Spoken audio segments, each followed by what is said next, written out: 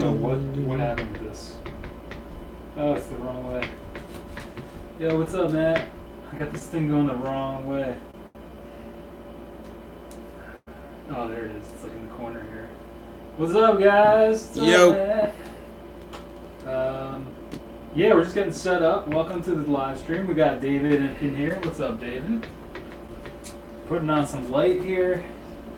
Brighten up the room a little. Is this the... Oh, yeah. It would be 45, the one that's live now. Yeah, something happened. Like, my YouTube app went to, like, reinstall itself as I was about to... I don't know why. I didn't tell it to do that. What's good, everybody? What's good, Task Family? Welcome to the live stream. This is, we got to do the date, right? Wednesday, July 25th, 2018. Yeah, right. Sunday. It's not actually Sunday. No. But yeah, what's going on, guys? We're just chilling tonight. We got some more exciting news this week. Stream status says bad. I don't know why. You guys let us know if it's buffering. Does the stream look like shit? Let's see. I got the test one here. It looks good. It looks fine on my phone. Yeah, it seems like it's okay. I don't know why. I think your YouTube online's lying to you, man. Yeah, the YouTube thing's been weird lately, man. I feel like it always says that too. I think it's the weather. I mean, that's... YouTube's acting bad because of the weather. That's a possibility. Got glue on my knuckles, god damn it. What were you doing today? Building speakers. Nice. So it looks like we're good. I'm assuming the audio is good. David said, fine by me, but I don't have great standards. Hey, Cafes. Hey, what's going on? I don't know where my headphones are. I was going to just check this. Probably alright. Entertain the people, Jay. I'm supposed to entertain you. Are you not entertained? Are you not entertained? Yeah. So what's going on out there in the world of the Task family this week?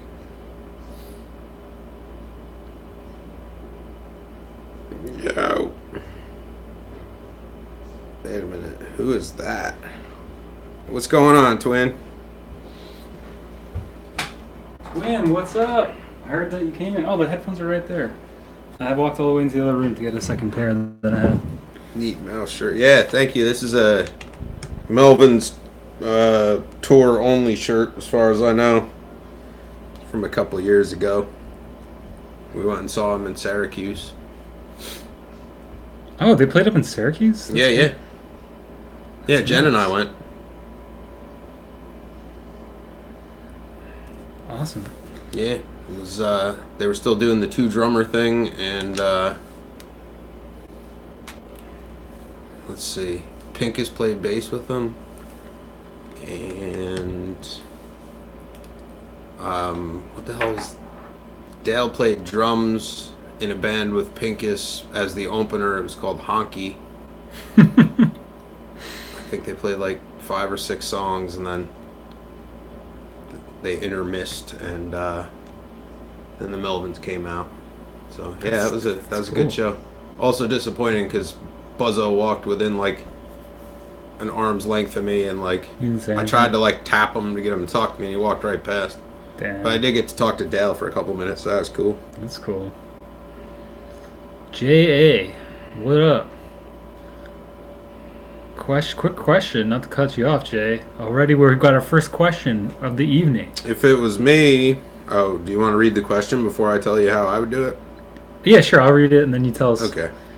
So J.A. says, yo, I have a question. How do you keep effects on a 414? Like, I have a mix with 4 tracks, and I don't know how to record the effects onto the already recorded tracks. Jay, take it away. So you don't. Figure out what your effects are and what they should sound like in your mix. And then when you bounce down to your master 2-track, your master cassette deck, or into your computer, or however you're generating a stereo file out of those 4 tracks, mix your effects in then, because they'll return and you'll hear it through the master bus. That's what I would do. That's about the only way you can do it. That also works if you stack up all 4 of your tracks with instruments and then you need to still put vocals on it. You can do it as a virtual 5th track as you run it down to your master deck. Been there and done that. Yeah, I'm not sure if the 414 has individual outs It either. doesn't. Doesn't? Yeah. Nope. David said you need to use the aux, send out your effect box, and send it back in. Yeah, send it Yeah. back in, and you're going to return it. You'll record it onto the master tape Yeah, because you live. don't right. You just have to guess and check and keep trying it until you get the exact mix on your master that you like, and then print the whole thing. That's true That's the too. easiest way. Yeah, and David said you could always send it to the DAW too and add effects there. Another great idea that would work. But your question was specifically how to keep them on the 414. So Yeah, I don't. You can't. right. Yeah, you'll have to do Really. some You have creative. to sacrifice something. Yeah. Although you could bust them. You can make a master. What if they recorded over one of the tracks and you lose a track though? Yeah, I mean, one way or the other, you're going to lose a track. Yeah. Yeah. Twin said he can't stay for too long. Have to leave for a show. Cool. What show are you going to see? Hopefully something good.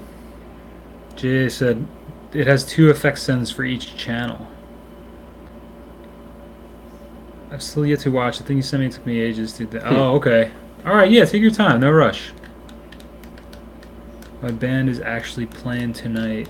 Oh, dope. Oh, nice. That's awesome. Where are you guys playing? Coop, what up? I don't think I saw you come in. Sorry, Coop. Yeah, I don't think so. Oh, yeah. I must have missed you. Go guys. down a little bit. Hello. There we go.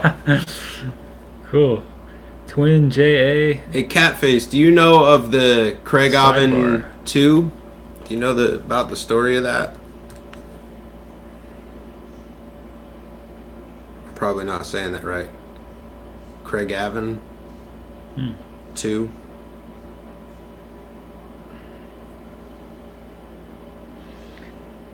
Wait, it's not Sidebar in NYC, right?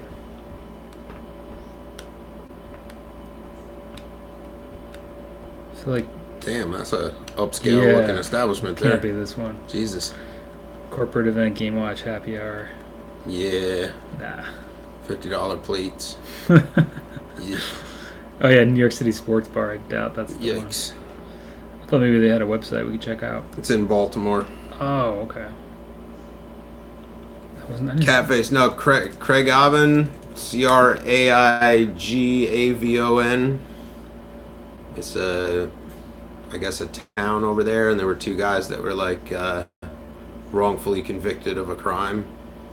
I just wondered if you had ever heard the story of that or knew anything about it. Oh, this looks a lot more That's like probably, the one. Yeah, that's more like it. That looks like a rock Oh, venue. oh, Strawberry Sleepover. There it is. Nice. Nice. I like their website. Yeah. Dope. This looks like a place that you guys should play, man. Surmiser. Yeah, except it's in Baltimore. Yeah, you guys gotta branch out. I'm not going to Baltimore. That's a long branch. That's kind of far, I guess. Yeah. Cool. We'll have fun at the show. Hell yeah. Craig Abbin. Oh, I think I missed that. What's the? Oh, it's up north of where you are? All right. Yeah, I was just curious. Psychedelic Liquid Light Show? What? Damn, what are we doing on the stream? We should be, checking that out. Oh, what is this text files thing? We're Oh, cool, David. Nice. You linked the manual. JA. Mike is in New Paltz and I'm from Saugerties, which is, I don't know. About what, half hour? Well, but how far is New Paltz out of the city? Hour and Hour and a half Yeah. to Port Authority, Grand Central. Yeah, so I'm 2 hours outside of the city. He's an hour and a half outside of the city. Yep. Yeah. Where are you, Jay? Did you already say that? I didn't see it. Oh, Daniel Maxon. Will you ever get into reel-to-reel recording? Yeah, it's on the docket, Daniel. I've been meaning to get that Fostex up and rolling that David sent. Jay and I don't know. I saying we're busy is not a good excuse, but We're busy. we are. So we're getting ready to do some big things. Actually, that was one of the big announcements. We got the parts for the task amps today, just before the stream. So we're getting ready to put all the Kickstarter orders together. I'm assuming once we have that project in the bag, which should be no later than September, I would imagine. But don't hold me to that in case something happens. But Yeah. that's, I would say, probably this fall. We should probably get some real stuff going. Daniel, that's a great question. Thank you for asking that, because it's one of those things in the back burner that I'm like, I need to execute on this, and I want to execute on that. So that seems like the next logical step for the channel. I appreciate it. So yeah, we got to get that one, that the Fostex that David sent going. It's sitting next to the box of parts in the other room. So that's our project after we get those task vamps done. All right, peace out, twin. Later, twin. Oh snap! New Paltz is awesome. I live in New Hyde Park, Nassau, and I go to school in Fredonia. Yeah, my uncle went to nice. college at Fredonia. New Hyde Park, cool. Oh, that's all on my own. Yeah. Yeah. Fredonia, yeah, that's like out there. Yep. They have like a good SUNY there, right? Yeah, I guess. I guess that's what he went to. Probably before it was a SUNY school. I don't think they had that then. Oh, okay. Yeah, I think that would have been like in the. I think they were supposed to be a good. Early It's a great 80s or music something. school. That's awesome. Yeah, Huh, that's cool. because I had heard that it was also good for writing, and so maybe just they have a lot good creative program there. Nice classical guitar and music therapy. That's actually what Hapro used to do too, or he still does. Boy. That's cool. Nice to make your acquaintance. Thanks for coming through the stream. Like and subscribe. Join us on the forums. Email him, email me. 44recording.com/forum. OperationAudio@gmail.com. 44recording@gmail.com. All right, we got the plug in there. All right, there it is. That's our first plug of the evening. So Sleepwalk asks, what's your favorite bands? Oh man, I don't even want to get Is that into for it. the chat? Is that for me and Jay? That's It's loaded. well, Melvin's, right? I mean, That's a loaded we got the question. shirt. Yeah, there's a lot of bands that I really like. I don't think I really have a favorite at this point. It changes too often. Okay, so how about what have you been listening to recently? Why don't we do that? Actually, to be honest, I haven't really been listening to anything lately. Oh, Kind of been just listening to the mixes I'm working on and reserving my listening for that cool. straight out. But Well, I would say Nirvana is definitely one of your favorite Yeah. bands, right? well, I mean, traditionally speaking, I guess so. Yeah. I mean, when I was a kid, certainly. They sort of haven't put out anything new in a while, so it's kind of Yeah, tricky. yeah. Lately, I don't know. This is gonna definitely bring a moan from Jay, but lately I was listening to I listened to Rubber Soul by the Beatles. Ugh. The Meat Puppets I really like, yeah. Oh, cool. Oh, nice. Elliott Smith. Yep. Elliott Smith is definitely a big influence on me in a lot of ways, creatively and like mantra-wise or artistically. J.A., I saw the Meat Puppets play at South by Southwest, and then the next night I saw Dinosaur Jr. play at South by Southwest. It was pretty fucking sweet. Okay, so Sleepwalk clarified. I don't know what got you into wanting to record band-wise. Oh, I listened to actually my buddy Greg, who works at Strand. yeah. He was into like a lot of K Records stuff. Yeah. I was like when I was younger, I still listen to Halo Benders. That was like a band I fucking loved. Beat Happening, obviously. A lot of the Beat Calvin Happening. Johnson stuff. Like just the idea of like just like we're gonna start Well-assembled disasters in musical culture. Exactly. That's what Yeah. got me into music. I just like the aesthetic. Like there's something I think super punk about that. And then Did you ever hear the Beat Happening stuff that came out before K Records? Like on Sub Pop? I can't say that. Well, what album would it have been? Do you know? I don't know.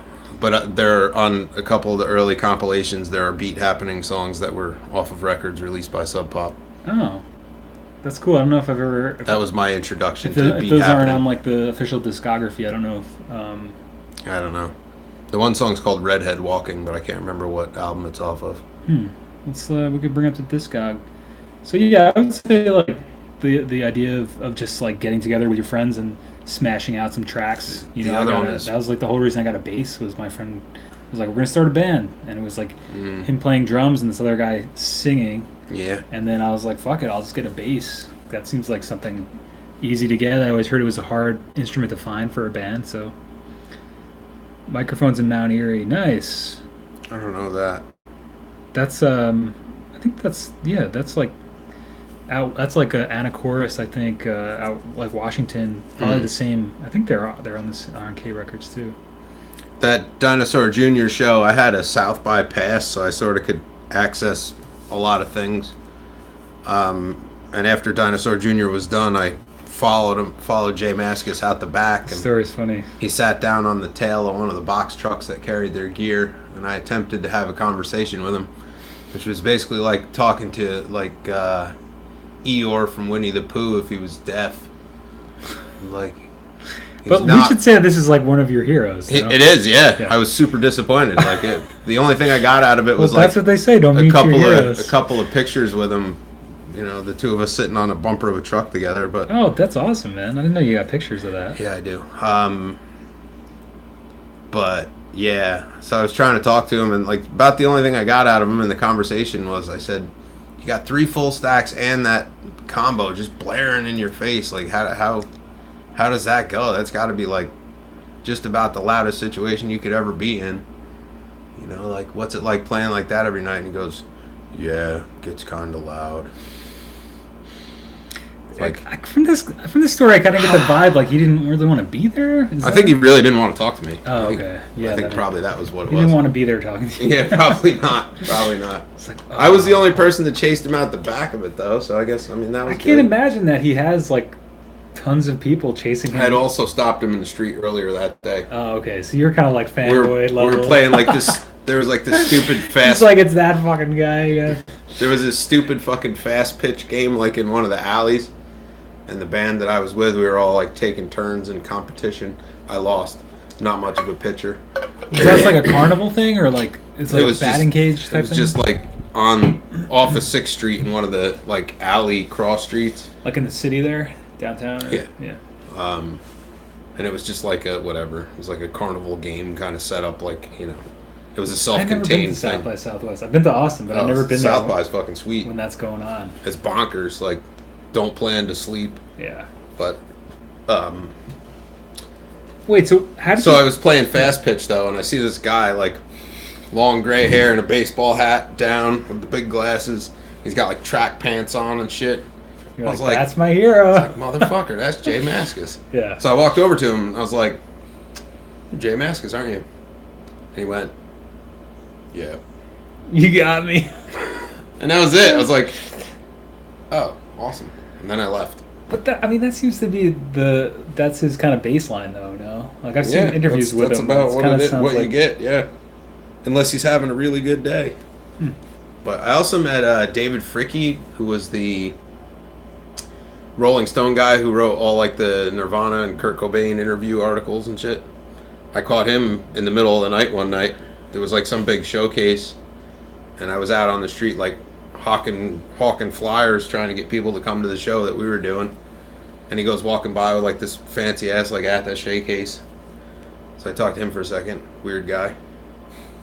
I'm sure he thought the same thing because it was the middle of the night and I stopped him in the middle of South by Southwest. But, you know, probably not really that used to being recognized either.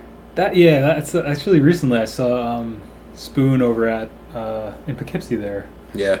That's definitely one of my favorite bands. And Jim Eno, the drummer / engineer, same deal. I saw him like in the parking lot, and I was definitely creeping on him because I was like, it's like hitting back. I was like, yeah, that's Jim Eno. That's the drummer. She was like, really? Like, how do you know that? I was like, oh, I just know like from articles or watching stuff about them or watching them live. And it was the same thing though. Like I didn't say anything to him, but like he could tell I was like knew who he was, and it was like this weird moment. I was like, I feel like maybe a lot of people don't do that or know who he is, or maybe a lot of people do. So it's got to be weird because you never know like who knows your story. You know, Right. I don't know. You know what I will say? Sleepwalk said, LOL, yeah, he's like Permastone. Jay Mascis actually doesn't smoke pot, and as far as I know, he doesn't drink either. And in fact, he used to get really pissed off at Murph and Lou Barlow because they used to get fucking wasted and fuck up shows and throw Seems like a pretty practices. serious guy, yeah. And that's why those two guys ended up out of his band at various points in time. Whoa, I There's didn't know a that. bunch of the good records that Dinosaur Jr. put out are just Jay Mascis, or it's Jay Mascis Yeah, I and know a that he hired played guy playing drums. drums Yeah, yeah. or whatever. Yeah, there's a lot of shit he put out. Yeah, It's there was just a him. whole series of albums in the middle there, Yeah. right? That was just him. Yeah, there's some great fucking songs on those records though.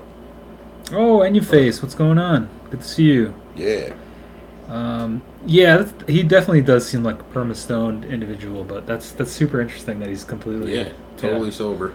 He's already like on some other level. Like he's also a killer skateboarder and what? yeah. You've never seen those videos? The only thing I've seen Oh my God. is his Big Muff collection. Yeah, He has like you've never seen the shells. Dinosaur Jr. skate videos? No. All Is it- three of those guys are skaters. It's fucking hilarious. That's yeah, crazy. They go to like skate parks Are on they tour still and shit. up in Amherst? Yeah. That's where they were? Yeah. In fact, was it last fall? Last fall, there's like a commons in Amherst, like in front of the college, I guess, like a big field where people just do shit. Yeah. They went out there OG style. Waxed like- up the curbs and did some No, sliding. they went out there with like fucking What's it called? with like big carpets, laid them out in the grass, and they did a Dinosaur Jr. show unannounced, like in the middle of the thing. OG though, like with a 4-piece kit and a little guitar amp and a little bass amp and like a Whoa. PA from your band practice. How did they plug it in? Just like nearby? I don't know. I mean, For a second, gotta I'm picturing like imagine a they're- quad, like a huge open well, field. that's what it is. It's like Oh, this so they big must have thing. spread- that's cool. But I'm sure there's like whatever.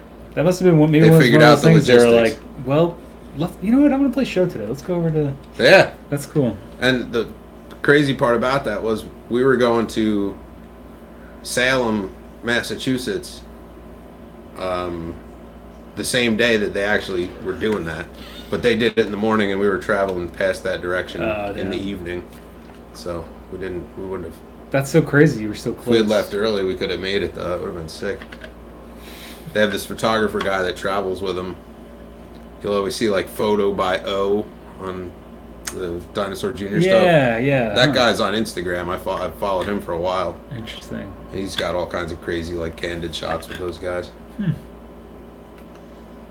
Cafe says, I have no love for Jay Mascis after his cover of Waltz Number 2 on that most recent Elliott Smith cover. I haven't listened to that recent cover album, but now you have me interested. I'm gonna have to check that out, Cafes. And then they said Jay Mascis looks like the slush puppy dog. Yeah. That's funny. Nice. Bobby, what's going on? And your Yo. face, what's going on? Yeah, so we're just gelling tonight. I hope that answered your question, Sleepwalk. Give you a little bit of a primer on where our background, where we're coming from. I don't know. I guess I was mostly into a lot of that Northwestern indie rock stuff, Northwestern United States. Modest Mouse too. That's a big band I used to enjoy. I still do. Spoon. One band I didn't have as much love for when they came out, but I've kind of appreciated them in post is The Strokes. I never like got what's going on in the 2000s with that, and then I've gone back and kind of like listened to it, and I get it now. I'm like, this is cool. And I don't know. I feel like that's a band that is very maybe down the middle. It's like either you like them or you probably don't like them, but I could There was say a bunch of like the dig it. bands that came out in that time. Yeah, though, like yeah. The Strokes, the Hives, the Vines. the There's like all this- yeah. Yeah. Or were they just yeahs? I don't know. That was like the I think whole it New was York yeah, thing. Yeah, yes. That was like the last great New York bands, right? The 2000s, or is there still like I feel like it was Interpol, Strokes, and yes. That was like I remember. I think going to see yes in early 2000s in New York, or mid 2000s. Yeah, I don't know. I feel like that was like that last wave. That was like the end of like the MTV era too. I remember, because I worked at Tower Records actually, from 2000 to about 2003 or 4, and that was like the tail end of CDs. I remember a tail end of that because I remember you used to be able to CBs? CDs. Oh, CDs. Yeah, they were like Yeah. I think I witnessed the downfall. Well, I mean that place was crazy, but um, Tower Records. But Hmm. I exposed to a lot of great bands. Met some of the greatest people I think I've ever met in my life that worked there. That really that's probably another thing too. Now that I think about it, Sleepwalk that got me into recording and music was that experience working there. But it's like yeah, we used to go in. There's like the Ticketmaster, and we get like pre-sale tickets and go into New York with like a group of people. I think we saw a bunch of bands doing that, and it was really cool times. I'm waxing nostalgic. What did they say? Waning nostalgic? I don't know. Waxing. Yeah. Yeah, but I Yeah. don't know why I brought that up, but oh, just because we were talking about those bands and like that era. Um, but yeah, I don't know. There's something about I know Schizo's a fan. He sent me that tape. Um, there was a Strokes songs on there, but I don't know. I appreciate what they're going for with that. It's not even a cover. It's basically a rewrite reconstruction. Oh, that's weird. He said in an interview part of his technique came from not knowing palm muting. Is that Jay Mascis? Well, it would be incredibly difficult for him to palm mute on the guitars that he plays. Those Jazz Masters, the action is enormously high. Oh yeah, they have like really weird bridges on those guitars, right? I think he's got masteries on those, which are pretty interesting. But in the studio, though, he plays like Les Paul Juniors and shit.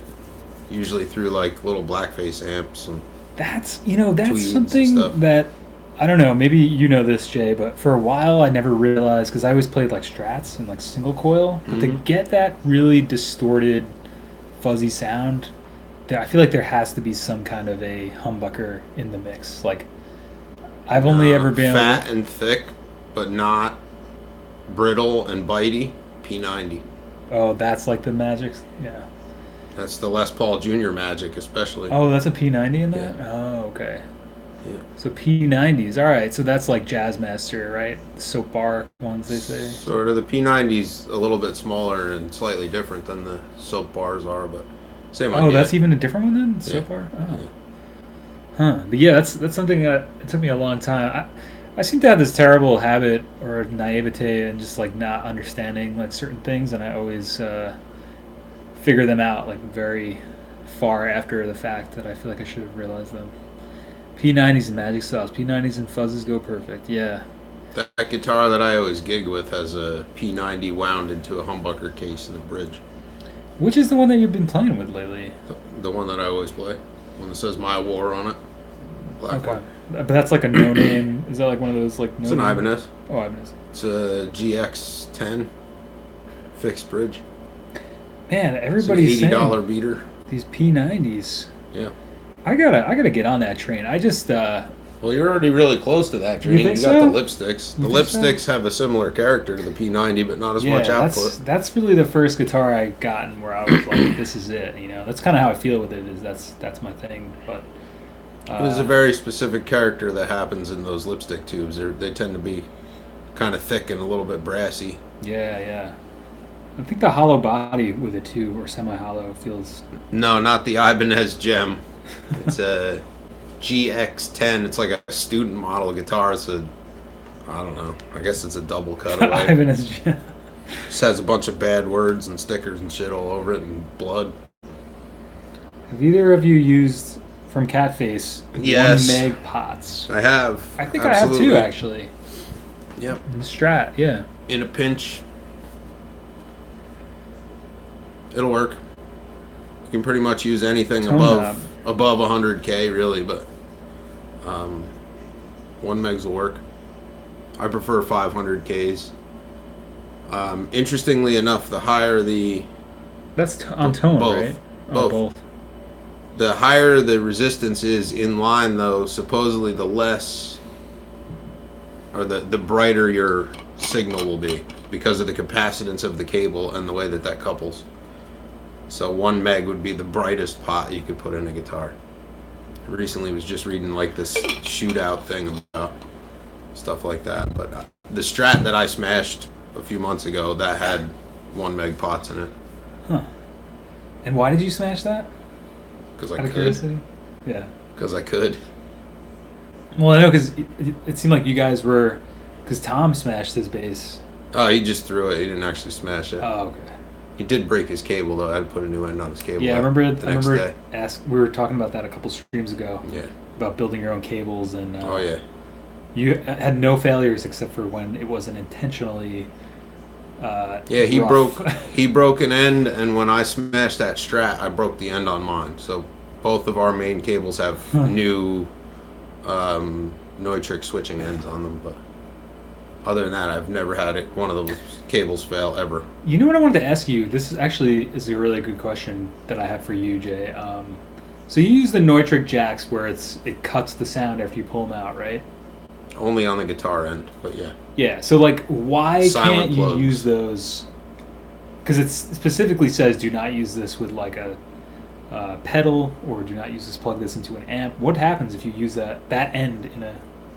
Nothing. Oh. I've hooked them up backwards before, Nothing. but I was under the sometimes impression it would like damage it doesn't hurt anything. Sometimes what happens though is that sleeve. because of the way the jacks are in some pedals and certain jack designs, when you put it in to the jack, you can't insert it far enough to disengage the grounding contact.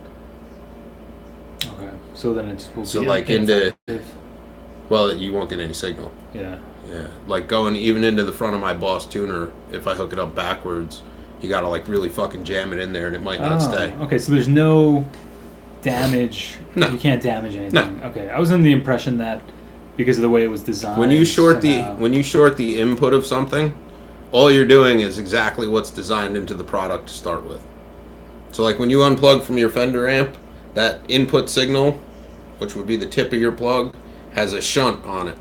So as soon as that tab is released, it comes down and it grounds that input so that the amp's not sitting there making noise. Right. And pedals work the same way. Right. So it makes no difference. Oh, okay. On the outputs of things, sometimes you can't drive grounds, but usually that's not a problem in small signal designs like shit like that. In a tube amp, if you use that on a speaker cable, you might not get any signal through, but the signal will still be grounded and it'll keep the output transformer from, at least temporarily, from destroying itself. Cool. So. All right. Thank you for clarifying that, because I remember having that question, and I don't know if I'd ever asked it to you, because I got one of those cables. I forget what the company. It's out of Portland, and Divine Noise, and I got a used one, and I think the guy made a point to me, or it might even say on the Divine Noise site, like, don't plug this into, like an amp or something. So I don't know. Mm-hmm. That's why. That's the only reason I had a question about it. Well, Catface, there's less attenuation of the signal across the pot, so you're bleeding less signal. And also because of the resistive path to ground plus the reflected capacitance of the cable, you have a different roll-off notch basically on the high frequency. I don't know that you would ever notice it, but like I said, this was just some like techie article thing I was reading a while ago. So I guess if I had to like choose, I would probably use the two 500K pots. If it's a Strat with 3 control holes, I'd use the two 500Ks as volume, and I'd put that 1 meg in the tone position. And I'd probably, the stock tone control is probably 500K or 250K with a .047 cap on it. So if you went up to 1K, I might adjust that cap, to change that corner notch, and you could play with that, a .022, or going the other way, maybe like a .1. I'm not sure. That's funny. It all depends on what you need for that pickup combination, but a master tone. That's Gretchy. Is that how you say it? Gretchy.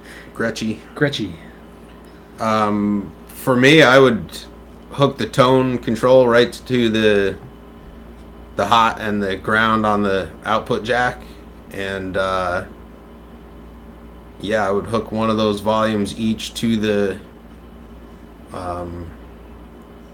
each of the pickups, and I would run the outputs of those pots back to whatever your 3 or 5-way switch is going to be. Then you can independently control their volumes and still toggle between them, and you have that master tone.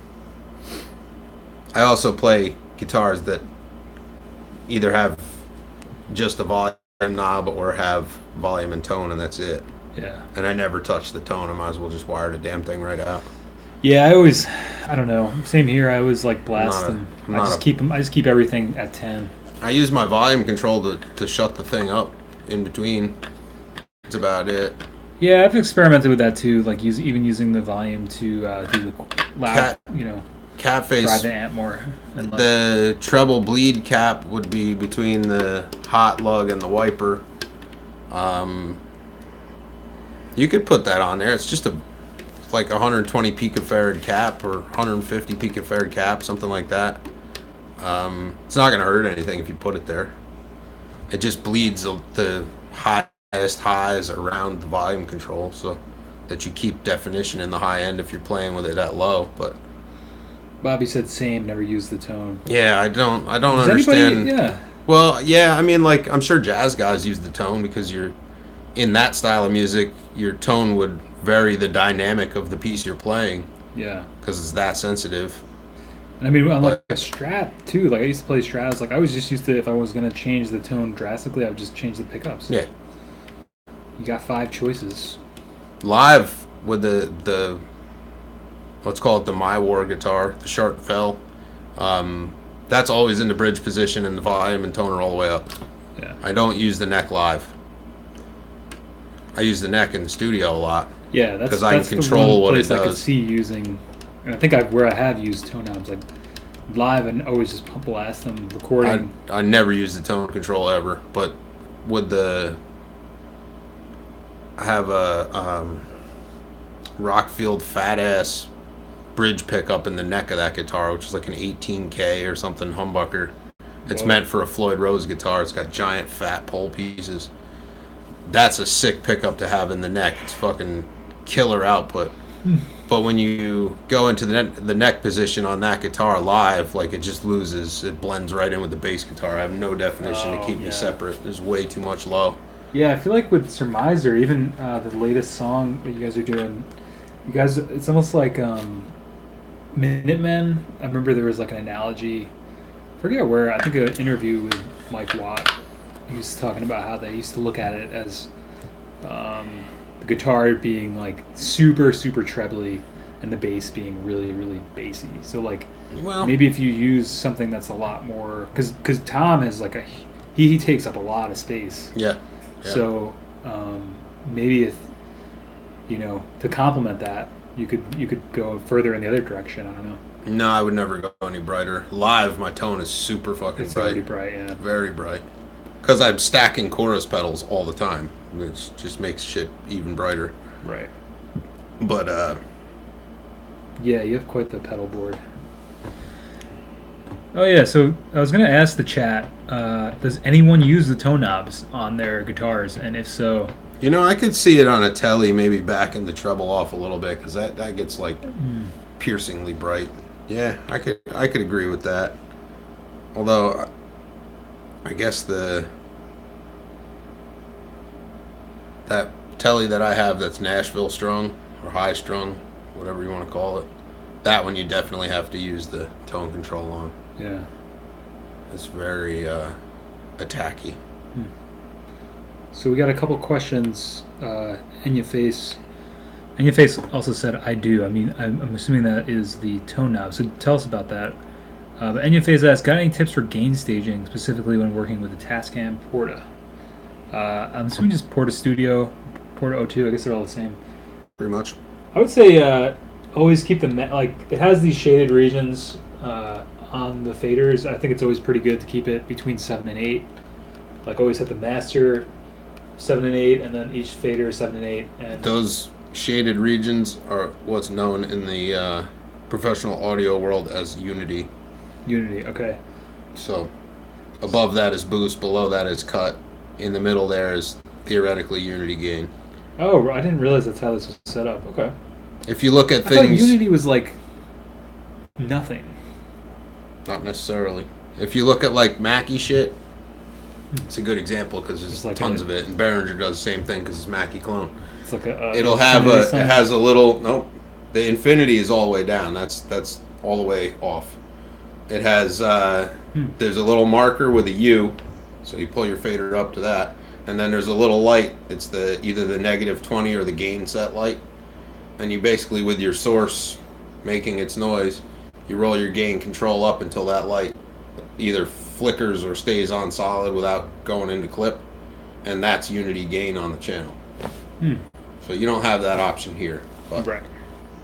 anyway, that marker theoretically would be unity gain. Yeah. Allen and Heath does it that way. Soundcraft did it like that. Yeah, it's all the same shit. I mean, because that's like straight out of the manual too. It's like keep these between 7 and 8 Yeah, when you're recording. that's because 7 it's and the 8. unity gain position. So so keep it. It at, gives you 10 dB up or something, and like 30 dB down or something from there is what.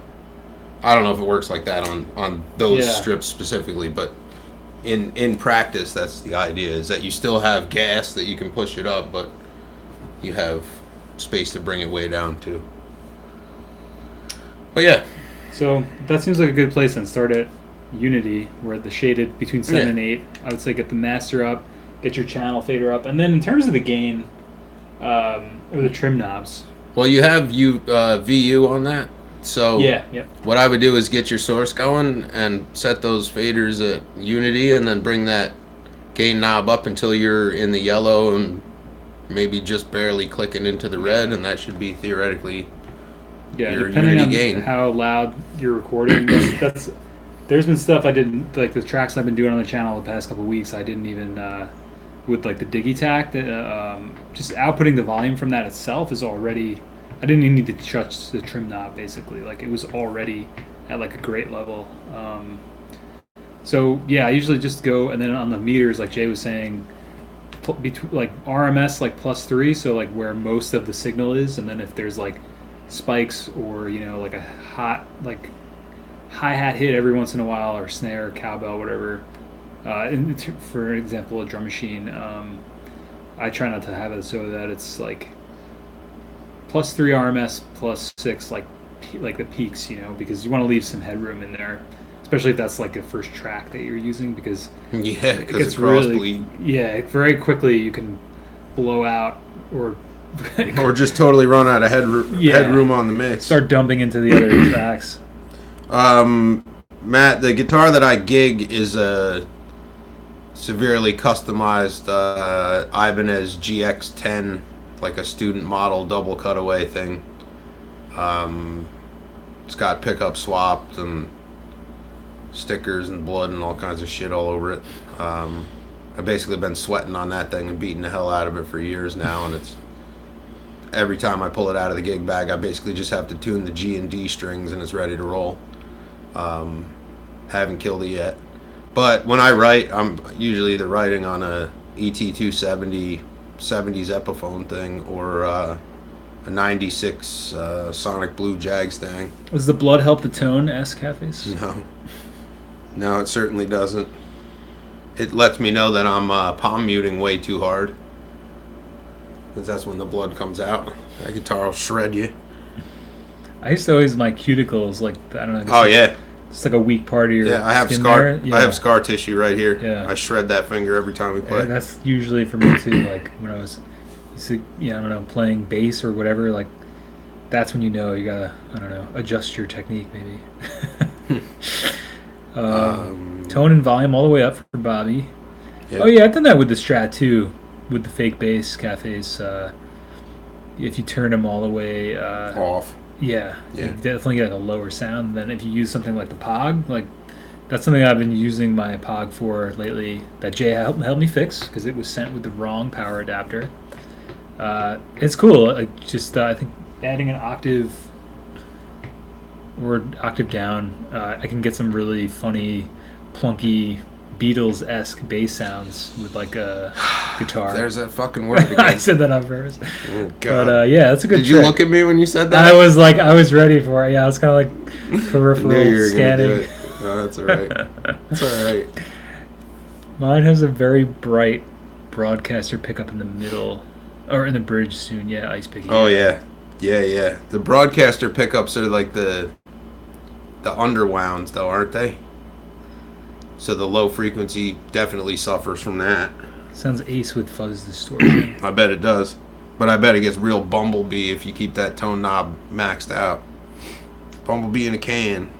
Bobby S, do you like the Digitakt? Been thinking of getting it. I love it. Yeah, it's great. I've been using it a lot lately on the stuff I've been doing, and it really helps me to stay out of the box. Meaning, like a lot of the things I used to do, even on my phone, it's really nice to be able to do them on a physical instrument. And the sampling aspect of it is great. My question to you, Bobby, would be what would you like to use it for? Because I think that would really dictate um, whether you should get it or not. Love Jag Stangs. That's dope. That Jag Stang I got, they came out in '96. I played the first one that came to Kingston to the Fender dealer. It was Fiesta Red. And Oh, it was like a reissue, right? There was like a few of nope, them. this is the original. Jag Stangs came out originally in '96. They stopped and then really? they reissued them in 2000 Oh, and wow. 2001. Yeah, this is I an had original one of one. those too. I think it must have been a reissue one though. Made in Japan. Mine's made in Japan. It's like a weird blue, like Yeah, a stripe. Sonic Blue. Oh, with the stripe, that's a Mustang. Jag Stang's never had a stripe. Oh, maybe it wasn't a Jag Stang then. Probably a Mustang. Mustangs had the competition racing stripe. They did make some Jaguar Oh yeah, styles it that was had like it was the a stripe. it was a different combination. I gotta find this out now. It's probably like the Cyclone. That's what it was. Yeah, yeah. With the 3 pickups. Yeah, Yeah. what was that? That was one of the Totally different '90s. That was like a late '90s or into the 2000s thing. They had the Cyclones actually were fucking cool, but then they had like Yeah, the didn't Courtney stay in Love. tune. Well, that's yeah. They had the Courtney Love signature, the Venus, which is that's a weird guitar to play, but it's pretty cool. I never Same even heard pickups of that as the one. Jag Stang. Squire put that out actually, the Venus, but same shit. Does yours say designed by Kurt Cobain? It does. Yeah, because that was like, remember he went to or was He working hacked with up. Fender. He chopped up photographs of his 2 favorite guitars and put the sections together, and then he drew the neck. And when they made the prototypes for that, he sent his favorite Mustang neck to Fender to clone. Wow. And then he was sent the Fiesta Red one. It went on the In Utero tour, and they finished what would have been his first Sonic Blue one. It was ready to ship the day he died. Oh man.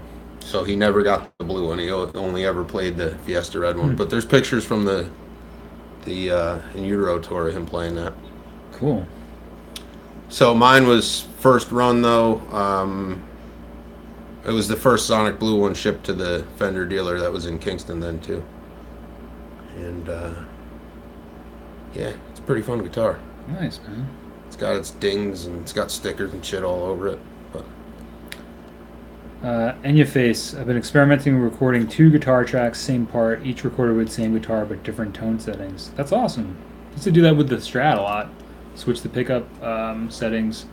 It's also helpful if you use different amps and like 2 very, very different sounding amps. So, for instance, if you had like a Champ and a JCM 800, Marshall Fender. I used to use that combination live and also in the studio, and also 2 different guitars. So through the same amp or through different amps. Those are all a lot of combinations there to get you a much thicker sound. Because I used to double up guitars a lot, not even changing it that much, and while that can give a cool sound, you can get a lot more 3-dimensional or a lot thicker of a sound by mixing together different guitars with different amps, things of that nature. that new track that we just did is I double tracked the guitars,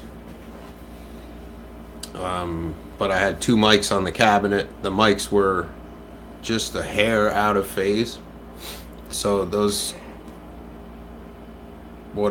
identical doubled guitar tracks are panned hard left and hard right, but I flipped phase on one of each of the microphones, which left me with like the low mid range, and that's about it because they were that close to phase. And then I took my orange clone and I stacked it right up the middle, one pass, 2 mics. That's the core of that dirty sound. Whoa, that's cool. So you use 2 mics. So there are 2 amps on the there's same mic, essentially. Am I hearing that right? no Oh. 2 mics on the same amp, 2 speakers in the cabinet, 1 mic per speaker. Okay. Cool. And yeah, it did some pretty.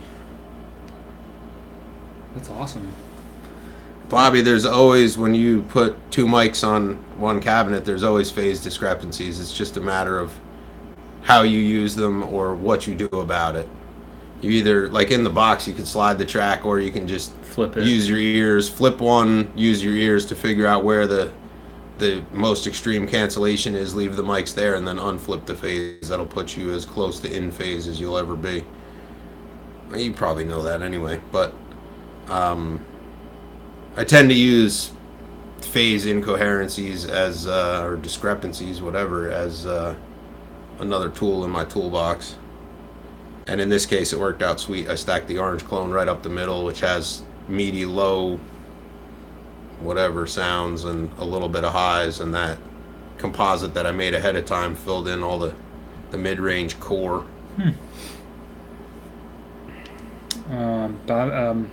Matt said he used the Pog for faux bass. Nice. Yeah, that works really well. Especially if you're doing, like, if you don't have a bass. Yeah. Wait, so I have a question about that recording you were just talking about, Jay. So, Yeah.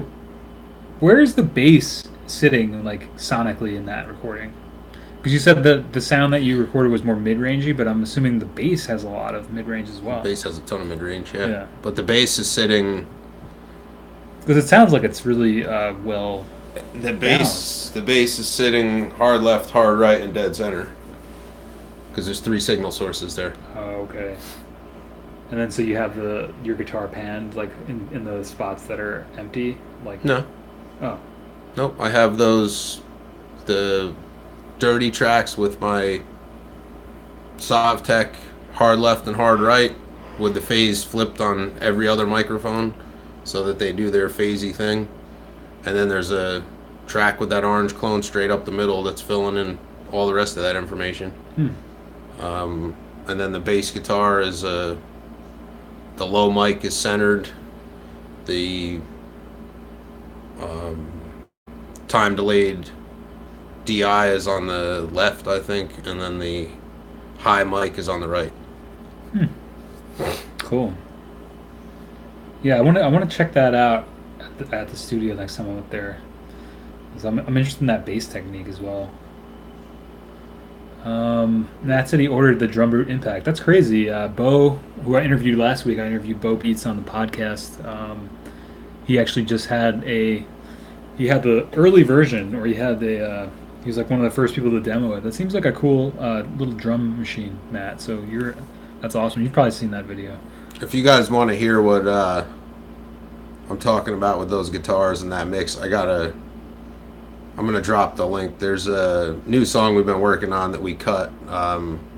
What I'm gonna send out actually is the rough mix. There's a final past it with the vocals leveled differently and a few things slightly moved around, but the basic idea, what we're talking about with the bass and what I'm talking about with the guitars, you'll hear. And the clean guitar in the bridge, actually, I cut through a Bassman 100 head that Mike leaves up at my studio spot. It's just parked there forever. Yeah. Well, I was in the habit of pulling out heads that day, so I figured I'd pull that one out and fire it the fuck up. Nice, man. I'm glad that you're putting it to use, because I haven't been able to do anything with that for a long time. So this track, like I said, is rough mix, but I wish I had uploaded the final mix. I haven't done it yet. Oh yeah, that mix you showed me before. Yeah, but anyway, you guys can chew on that a little bit and see what you think. See what I mean about the bass and shit. I also borrowed a trick from Chris Lord Algie's mix tutorials. I think he's a fucking windbag, but but then you tried. Yeah, then I tried one of the things he said about the way that he busts his reverbs and stuff on a drum mix, and fucking A. I can't argue with the man on that. That's why he's got Grammys. Bobby said drums and sampling for the Digitakt, but to be able to create jazzy type, My Bloody Valentine type stuff and lay guitar over. Okay, so I actually do like Matt's recommendation too. That sounds cool. Get an SPF 404. Oh wait, what did David say? Honestly, I tried an SPF 404 SX, and if you like messing with samples, probably better to use. Oh, interesting. Yeah, I was gonna say it seems like a lot of people use the 404 for that sort of what you're describing, Bobby. Because I actually was looking into getting that before I got the Digitakt. Have you ever seen those, Jay? Those No, they're kind of just like a sampler, I don't know. basically like the new. I can't think of the name of it, but Did I the ever show you that emu sampler I have? no, No. no, what is Oh that? God. I feel like the It's a giant '80s thing that takes like fucking floppy disks. floppies. Oh, Yeah, we yeah. gotta check that out. I Oh wait, I forget. think I have. Is that in your closet? Yeah, it's like the world's biggest keyboard. Yeah, I Yeah. think I have seen that because I remember maybe just looking for a mic stand in there or something and then seeing something like a floppy drive and I was like, what the fuck is that? I don't think I ever asked you about it. Maybe it was It's in in a there. bag in there. Oh, It's in a maybe big. I'm thinking of something else. I forget what the hell that thing's called. It's a something two. I forget. You said emu? Yeah, it's an emu. I forget what the fucking. I don't know. Whatever. Hmm. But so this Tom thing, and I fired it up one time. yeah, We were loading discs. It only loads about, I don't know, about a third of the discs that came with it are still functional because they're so fucking old. yeah, But man, there's some weird ass sounds in that I thing. bet. It's impossible to use. Like it loads off the disc so slow. It writes so slow. I don't even know. Yeah, Like it's like I I can't. remember I got this keyboard at a garage sale that it took floppies and this guy sold it. It was like $20, and he had this whole one of those clear cases that used to store floppies in. It was like a hard plastic shell, and one of them was labeled like "Fun Time" or Oh something, Jesus. and it was like all these like explosions and like gun sounds, and it was like, what is this guy doing? It's almost like it was from like Contra, or he had like sampled it from like a Nintendo game, and I was just like just picturing this kid, this like dorky like '80s dude who's like grown up like as a kid like fucking around. I was like, I want to name this one Fun Time. I'm gonna look up that emu thing. Fucking random. Um, yeah, so the SP404 I feel like is kind of like, I don't know, correct me if I'm wrong, but it seems like kind of the new MPC 1000 or whatever, that type of deal. It's like a lot of artists use it, and it feels like if you're going to be triggering Emu things, Emax 2. Emu Emax. Oh yeah, that's not the thing I was thinking of. Emax 2. Let me see if I can Can you find play that. it independently of the floppies? Yeah, it doesn't play back from the floppies. That's just where you store the sounds that you make in it. Oh, okay, so you could like trigger those sounds. Yep. Yeah. I mean the They sell for like $1,500 fucking dollars. Those things. damn man, maybe you should It really needs a new Oh. drive. This is it though. This isn't the two. The two has slightly different color, but Oh man, that's cool. the thing is a fucking monster. It's basically like a big keyboard. I have to carry it with both hands, and I can barely do that. It'd probably be annoying to ship it. Yeah, I don't think I would want to ship that. Somebody'd probably be very mad at you and probably drop it or throw it. This is very heavy. Yes. So the Digitakt thing, Bobby.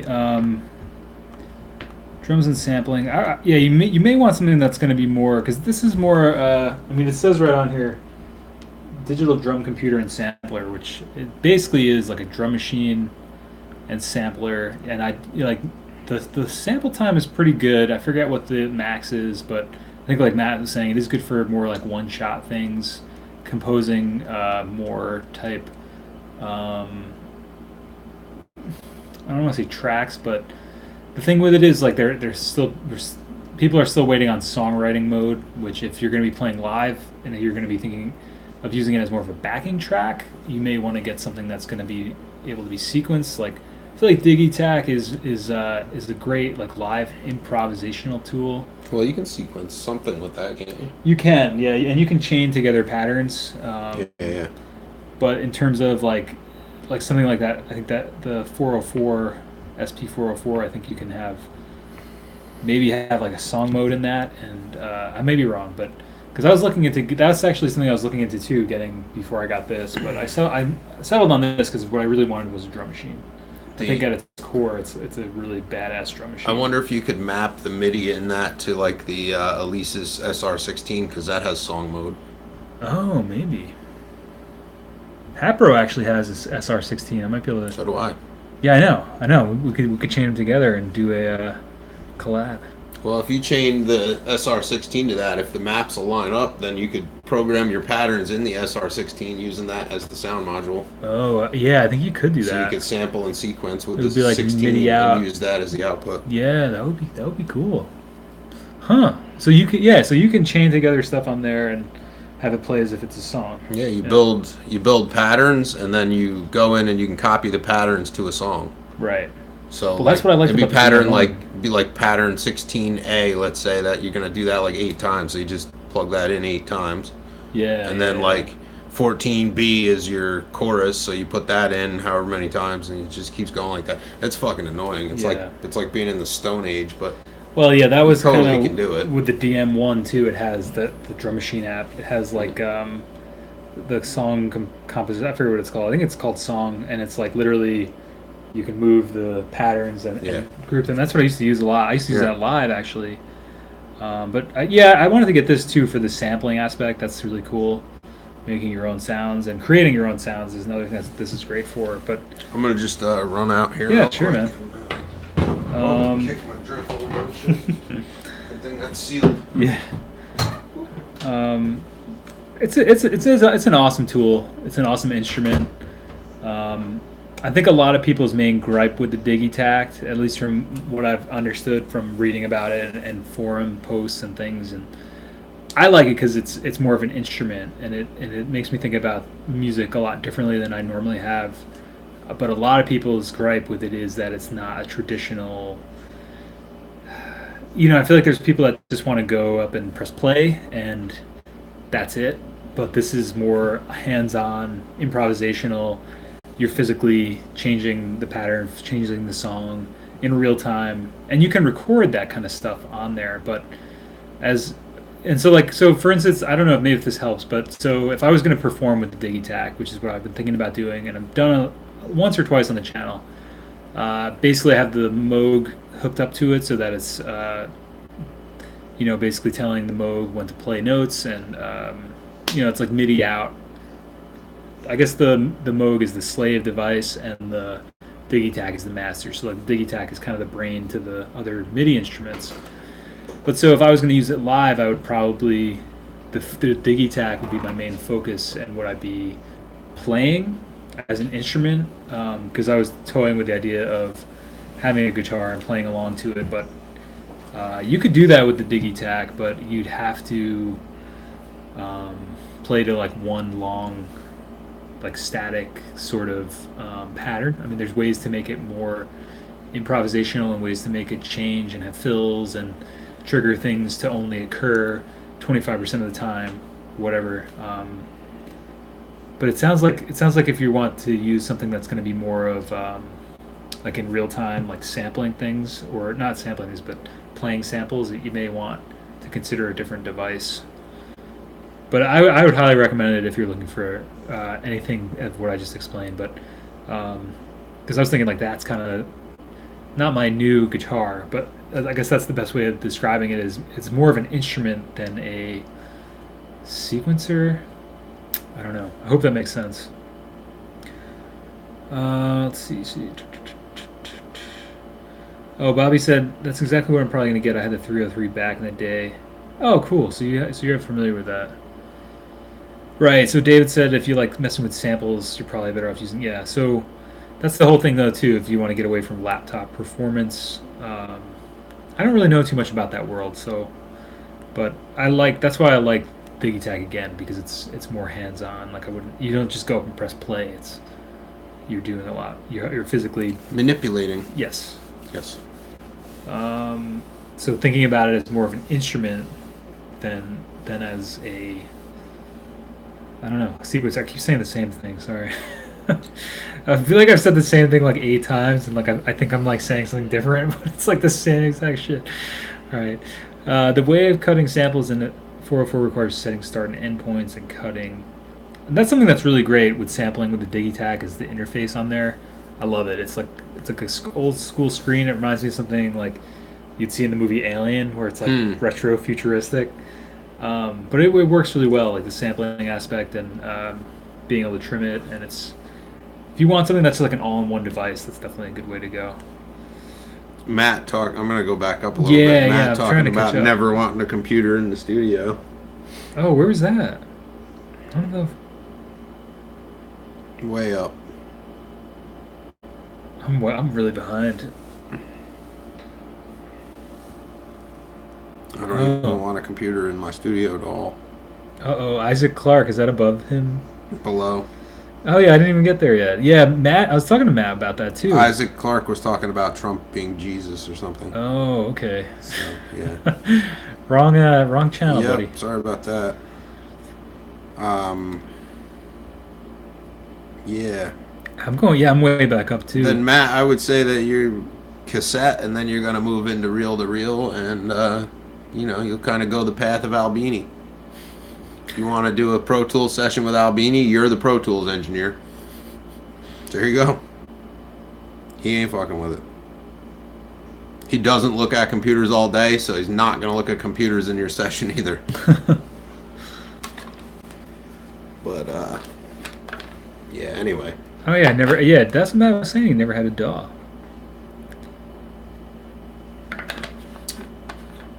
Some of the most amazing records ever conceived were created.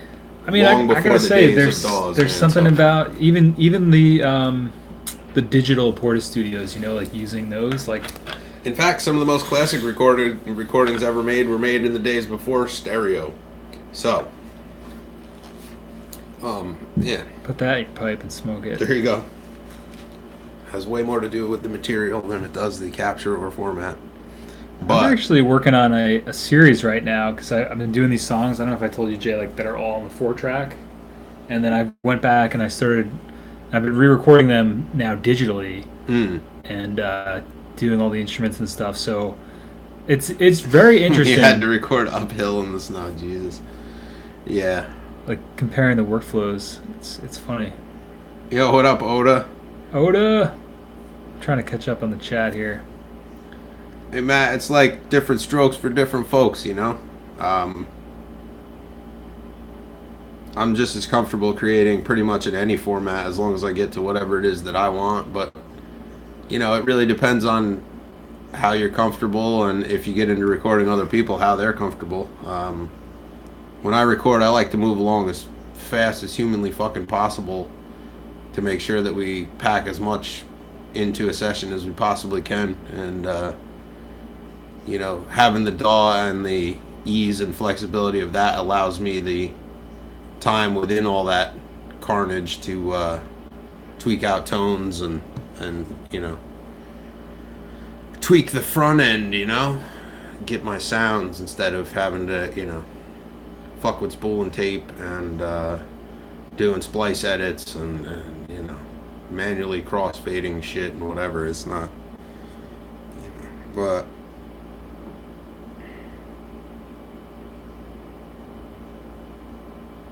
Yo, you guys are going buck wild in the chat. This is awesome.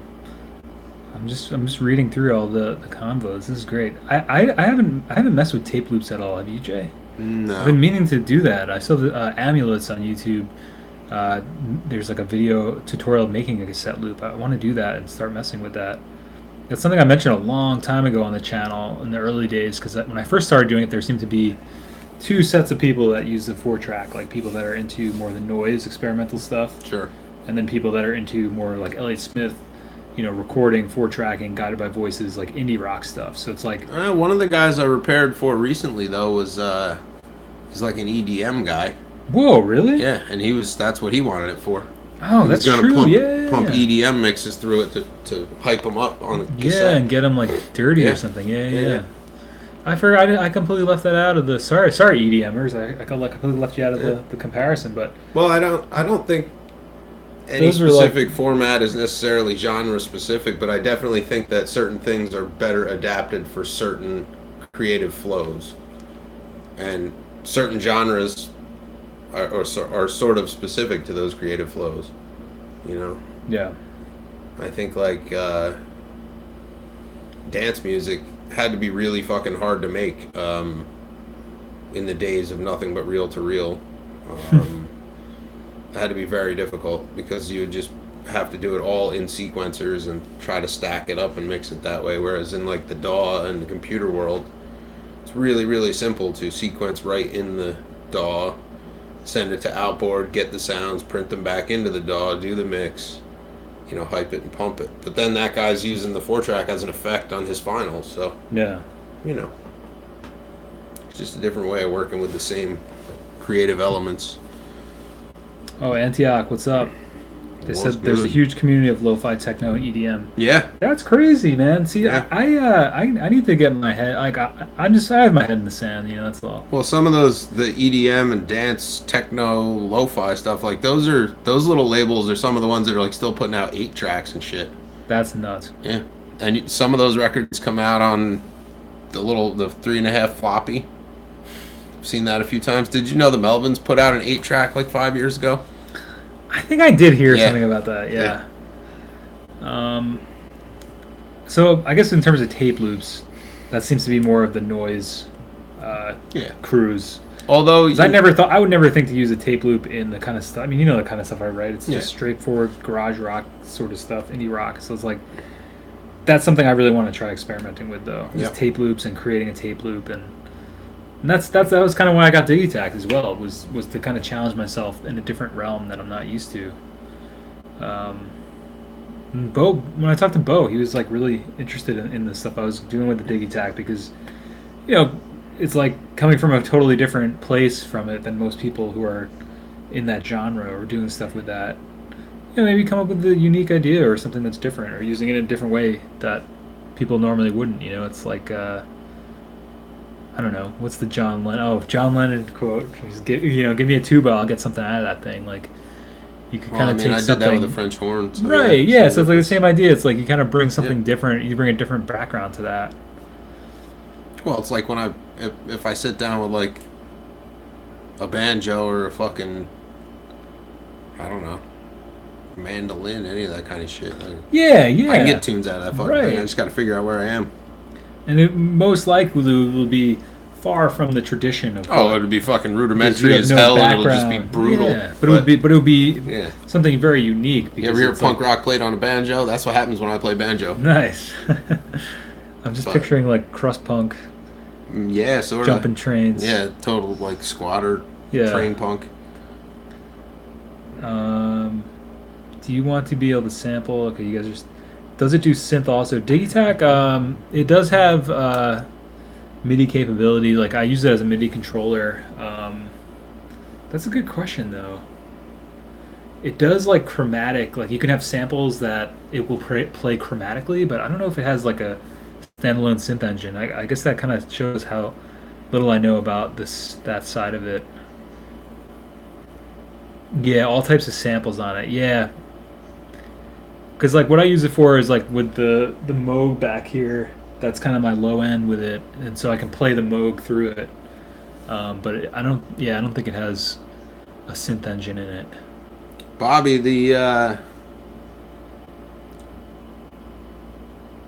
there's no quick shortcut to a mix, but like if you approach it, I guess as simply as possible. Like the 4-track, you basically have a couple aux options and a couple EQ options, and whatever's in there is about what's in there. Yeah. The limitation. I think if I was going to look at doing like the simplest, quickest mix ever, then I would just like, especially in the box, I would just assign EQ plugins and fucking that would be the mix. No reverbs, no compression, no limiter, no gate, nothing. Just use the barest of bare essentials. And most of the old records are made with the EQ in the console and the return off of an echo chamber. So, that's the simplest mix. Put the faders at unity and just let it roll. Print it. It's funny, man. Like I was starting to say with the process I was doing, was just doing, I think, kind of what Bobby's saying. Like I was just using Digitakt and the Moog. That was my drum and bass.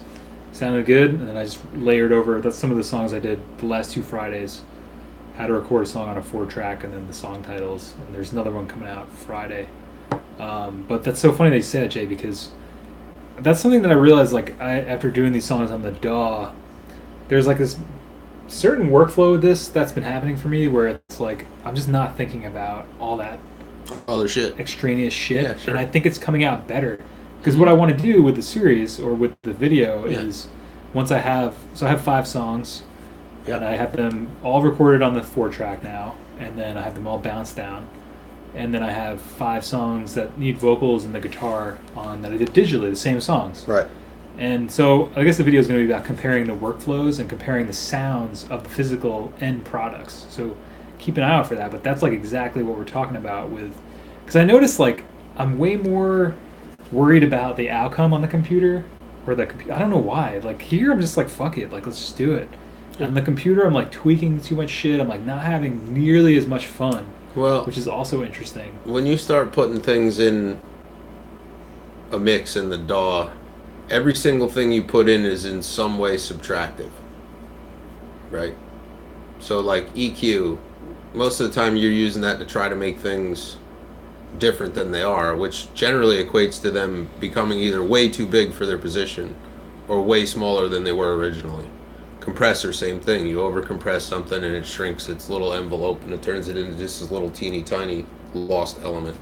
So if you go into a world where you don't have any of the I don't know, the Any of that. sonic knives, let's say, the things to whittle the shit down into nothing Yeah. with. I could stack 17 EQs on a track if I really wanted to, but in the end, what I have is this little tiny sound with big holes cut in all of its frequencies. Whereas if you go with, a 4-track, you have high and low, and maybe you got a mid with a sweep, and whatever that does is the best it's getting. Yeah.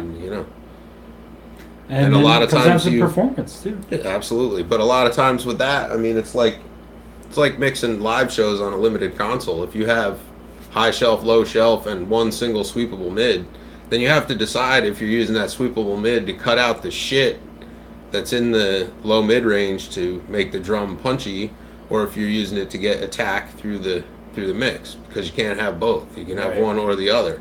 So you have to decide in that mix which is more important: cutting the woolly nasty shit out, or defining the attack more so that it punches through.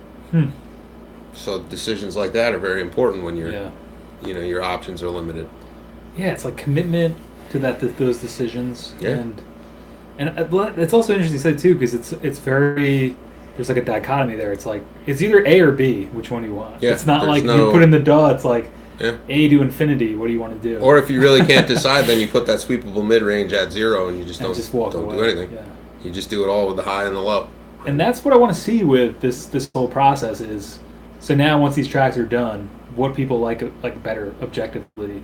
Do you think this sounds cool? Is it going to be just a subjective thing? Is there going to be a quality to the 4-track versions that are what I should have just used in the first place? Like, it's going to be interesting. I would tend to say that the 4-track versions will probably have more inherent distortion, probably a little bit more wool in the low mid, and the DAW versions will definitely be more defined in the top end because your converters are pretty sweet. Yeah. So it'd be cleaner overall. Well, what do you think about like the vibe of it? Like technical stuff aside. Well, I mean, people really like distortion. So I think probably if you did a blind taste test of those tracks, the average listener single pass would pick the analog one most likely. I think so. Yeah. I think so. I kind of think that's what's going to happen too. Like even If working you on it already. comparing apples to apples, I mean, but even though it's sort of apples and oranges, but Yeah, it's interesting the process though, man. It's like I had so much fun. Like I was literally writing the songs in like 30 minutes, recording on here in 30 minutes, and doing that like once a day. I did that for like a week or every other day or something. And now it's like going back to the computer and working on them. It's like slowed me down so much creatively. Like even going back and redoing the songs, and then also I had so much more fun doing it. The process that I did. Just like writing them, recording them, done. Right. Instead of this like drawn out process of, I did the drums and then I had Pap Rose and then I did like the bass and then I was like, well, all that stuff was fun doing that stuff, but like I was so much more, I on the 4-track, I just did not give a shit. I just did like one hit, one kill. I was just like one shot, one kill. I just like did him, done him, and was dead and walked away. And on digital, I was like way more critical of like each pass, and it was weird. It was very weird. I don't know what the difference was, but it seemed like there was more at stake doing it on the computer, which I don't know. Well, I think that probably has a lot to do with the visual cues of the, I think so too. the box work. I think so too. That's because that's where I think a lot of that was coming from. That you mentioned that. Well, it's like one time I mixed a live sound gig at the 9. What the hell is that called? 939. It's one of the Berklee College of Music run venues in Boston, and I was mixing the opening band. So I was on a digital board, and I'm not paying attention to the little screen. I don't give a fuck what the little screen says. So I'm putting my mix up, and I'm EQing the drums the way I want to hear them and shit. And the kid that's working there is probably like, I don't know, 18, 19, something like that. He's like, oh man, but look at the graph. Like, this is overlapping here, and like, this notch is like, I don't fucking care, bro. I don't care what the screen says. Like, if I didn't know that this console was 20 grand, I'd punch the fucking screen out for you. Like, I really don't care.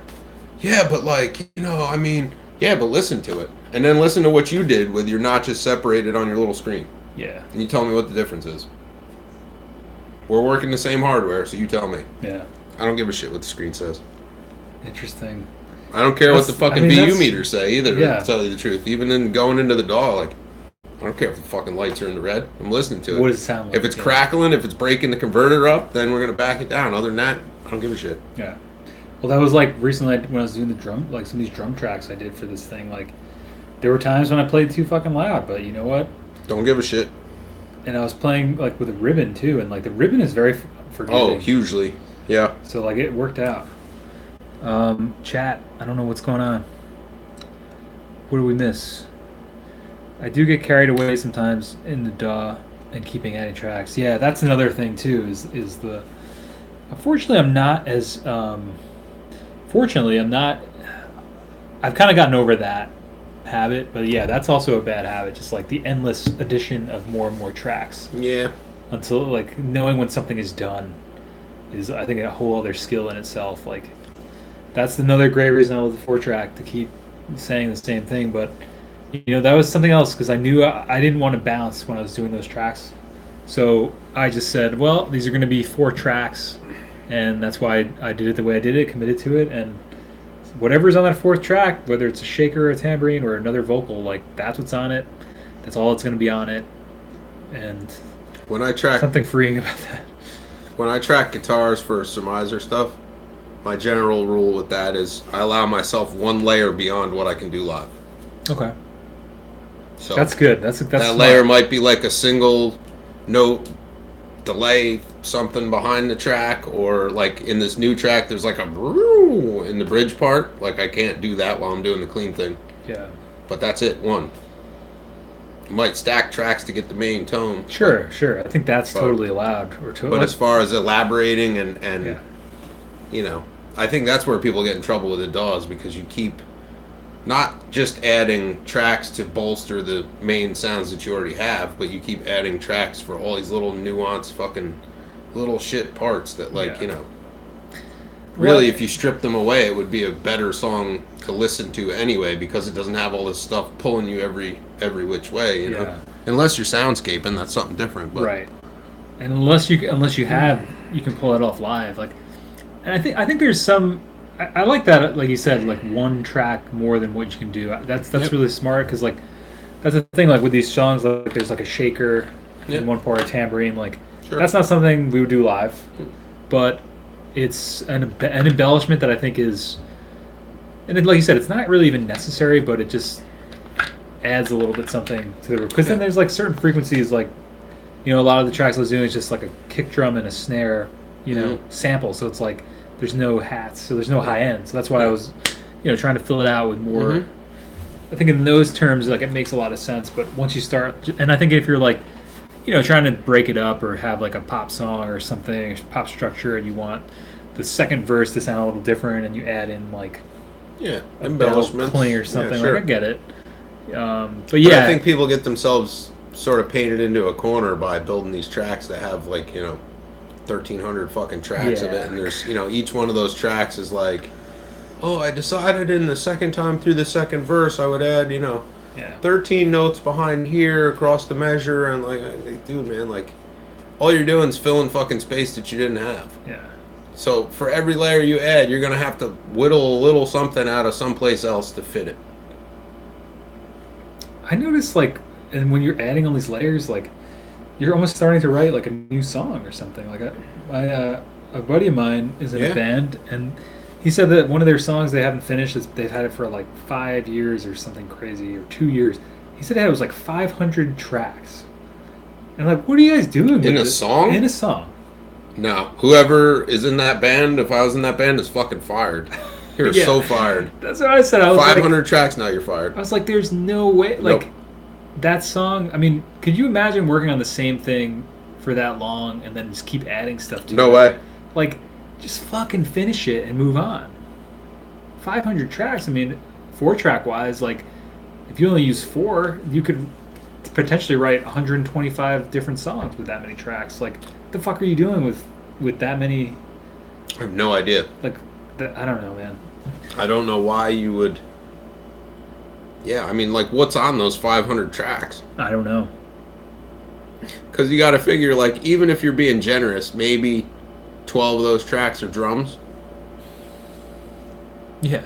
Right? So then, what's going on with the rest of all that? I don't know. Little guitar snippets and, like, single bass notes and shit. And, like, vocal tracks where maybe it's like they did a vocal and 37 harmony layers. Fuck that. Like, everyone's fired. Or like everyone's fired. But that's the thing too, is because you get this perfection and you're like, well, nope, this vocal didn't sound good. Yep. That's what's about this man is like I literally did one pass 2 times with an acoustic and a vocal. Yep, done.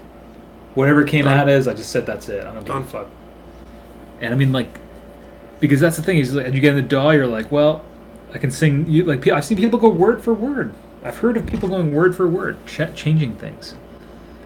I mean, there was times when I would sub out certain phrases because they were horribly off, but I've gotten past that as well. I'm just like, just fucking keep it and move on, Yeah, what's going on with chat? We haven't been. I've been sort of watching. I've been like sort of watching and then getting. They're sort of arguing still the virtues of DAWs versus non-DAW, DAW-less recording. Cool. Yeah, I've heard of the DAWless, not DAWless. There's actually a channel called DAWless Jammin'. I want to have, I think Jade, I think that's her name. I want to have her on the podcast. So that's she does all like synth stuff, and she's into that too. I want to check that out. I don't know if you guys have heard or seen that channel, but I think there's something to that, man. I like the idea of that. I think there's a challenge to that. I still want to try Reaper because that's something that a couple of you guys have recommended and said that it's a very stripped down DAW. Have you ever tried that, Jay? Reaper? Because I was saying somebody should make a DAW that has 8 tracks. The studio that I used to tech in was Reaper based. Reaper is? Yeah. I'm just picking out stuff here. Oda said YouTube mobile sucks. Not sure why.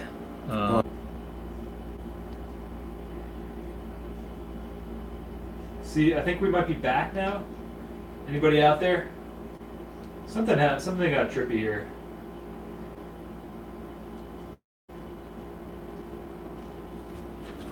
Yeah, I got no video there yet. Oh, all right. They're all saying we're back now. Nice. Thank you, guys. Sorry about that. Yeah, I don't know what happened. It's been... It's still not showing on mine. I don't know what the fuck's going on here. Looks like on here, I'm going to reload this. Try, yeah. Yeah, YouTube, maybe that's what Oda was saying. Okay. YouTube mobile. Yeah, it's... this is not a perfect solution. Live streaming is tough, man. Like, the technology is... I feel like it's not there yet. It's very close, but there's always something with this, dude. Let's see. I think the last time I said Antioch said the tapes that they're using. Yeah, that's awesome. I'm so happy to hear that worked out. I got some more free tapes this week. Brand new brick of Radio Shack branded Type 2s Whoa, nice. from probably, I don't know, I guess probably the 90s. How'd you come across those guys? They were in a bunch of shit that this guy with a liquidated studio was giving away. Nice. I also got a 1958 Gibson amp from there. What? That's dope. Antioch, yeah, send it over. I would love to take a listen. That's exciting.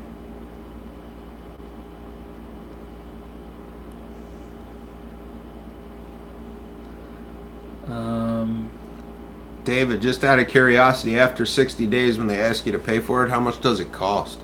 It's cheap, right? Oh yeah, David's one of the Reaper. Yeah. Oh, $60. So Jesus, it's still the cheapest DAW you could get, just about. Other than buying bootleg pirate copies off eBay. I don't even know if you can still do that. We used to be able to do that. Not that I ever did that, but it used to be possible. Yeah, Antioch. Yeah, I just saw that. That's awesome. Definitely send me a copy of the record. I want to check it out.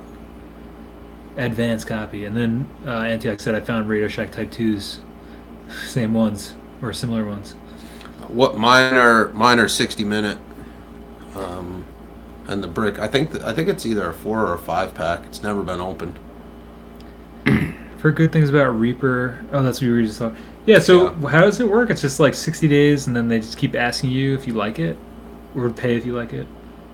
I use a program. Honestly, you feel bad for not buying it. Yeah. Well, that's like that too. They just Sublime Text. I don't know. It's a coding program, and maybe David knows of it. It's kind of the same thing. Like you can download it, and then after 10 saves, or 20 saves, it'll be like, purchase this now. Yeah. It's like you just hit cancel and it keeps working. Right. I don't know. That's cool though. I mean, but yeah, things like WinZip, which used to be free, you get 10 unzips, and then you got to fucking buy the thing. Fuck you! I'm not paying you $150 to open a fucking file format that you created, you idiot. Yeah. You should be giving out readers with that. Yeah, that's kind of whack. We always had WinZip readers. What the hell happened? Yeah. I think the developer team is constantly updating it, and there's so much tutorials. Cool. Yeah, is Reaper open source or is it? Yes. Oh, okay.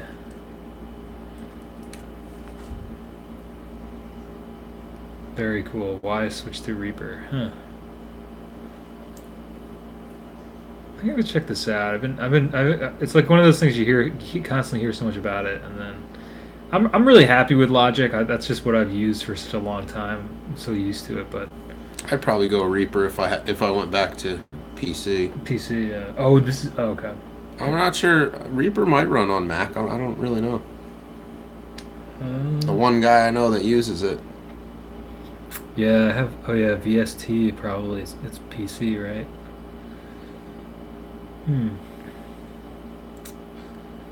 Cost not so much. We're looking at the Reaper site right now.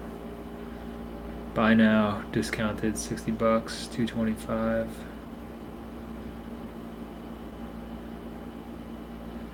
I don't know. I don't see anything about whether it's PC or Mac. It's got under user guide, I'm sure.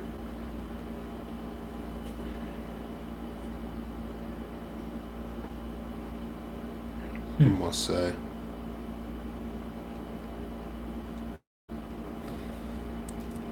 Oops. Oh, PC, Mac, and Linux beta. Oh, cool. It's cool. Oh yeah, here we go. Yep. That's awesome. Yeah, maybe one of these days I've been meaning to do some kind of tutorial or first experience with it, vid or something. I think that would be fun. Antioch. I think that NAC is only discontinuing the Type 2 tape because they're out of the remaining stock. I think, the fact that new stock can't be created is bullshit, or the idea that it can't be created is bullshit, I guess. But, I guess it is what it is. Everything has a lifespan. There's very few things that have ever been created that weren't destined for obsolescence at some point, so. I mean, it sucks that nobody's picked up the, you know, whatever the void in the market, but I guess there's probably not really enough people out there Yeah, it kind of seems like into it this way to make it worth their while. When cassette was hot and everything was coming out brand new on cassettes from all the major labels, it made sense because you'd sell, you know, millions of miles of that shit every single year. But, you know, what are they going to sell now? A couple thousand feet every 6 months. I mean, you know, it's not worth it to them. You think the price of the remaining Type 2s of all brands are going to skyrocket? I don't think so, because there's already so much. There's a decent amount of it still out there. It's just that whatever national audio company had left over from whatever they bought at whatever time is just not going to be selling it. But I think there'll always still be some stuff floating around. Maybe the prices will go up a little bit over time. I think that happens, but Sure. And as it gets used up, like, you know, it'll become rarer. But and it seems like national audio companies in it for the long run. At least with the Type 1 lower bias tape or whatever. So, you know, that's their thing, is their new formulation is a Type 1 tape, and it seems like they're committed to being the end-all be-all of tapes in the U.S. So I imagine that company will be around for as long as people will use tapes. So Catface, you never played with a pick before? yeah, that's crazy. I saw that too. I was going to just address, David said, I have Logic. For some reason, I always found it bloated. That's interesting. What do you find bloated about it, David?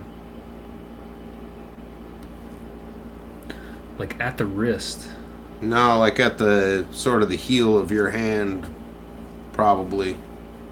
Try putting the heel of your hand below the edge of your pinky there, sort of behind the saddles on the bridge, and see how that does for you. And you'll use like the ball of your hand, that part right there, to sort of articulate. I don't know. Oh, I just like free ball it. Do you? I don't. Not unless I'm really digging into something. We're just talking about like strumming with a pick?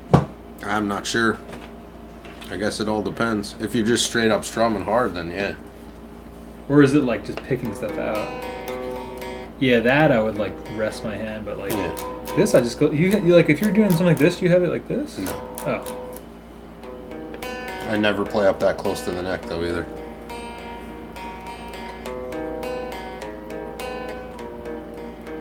Yeah, it's like almost like anchor it on the. I guess like Jay was saying. That's why the ball of my hand gets torn up and gets blood all over my guitar, because I anchored from there constantly.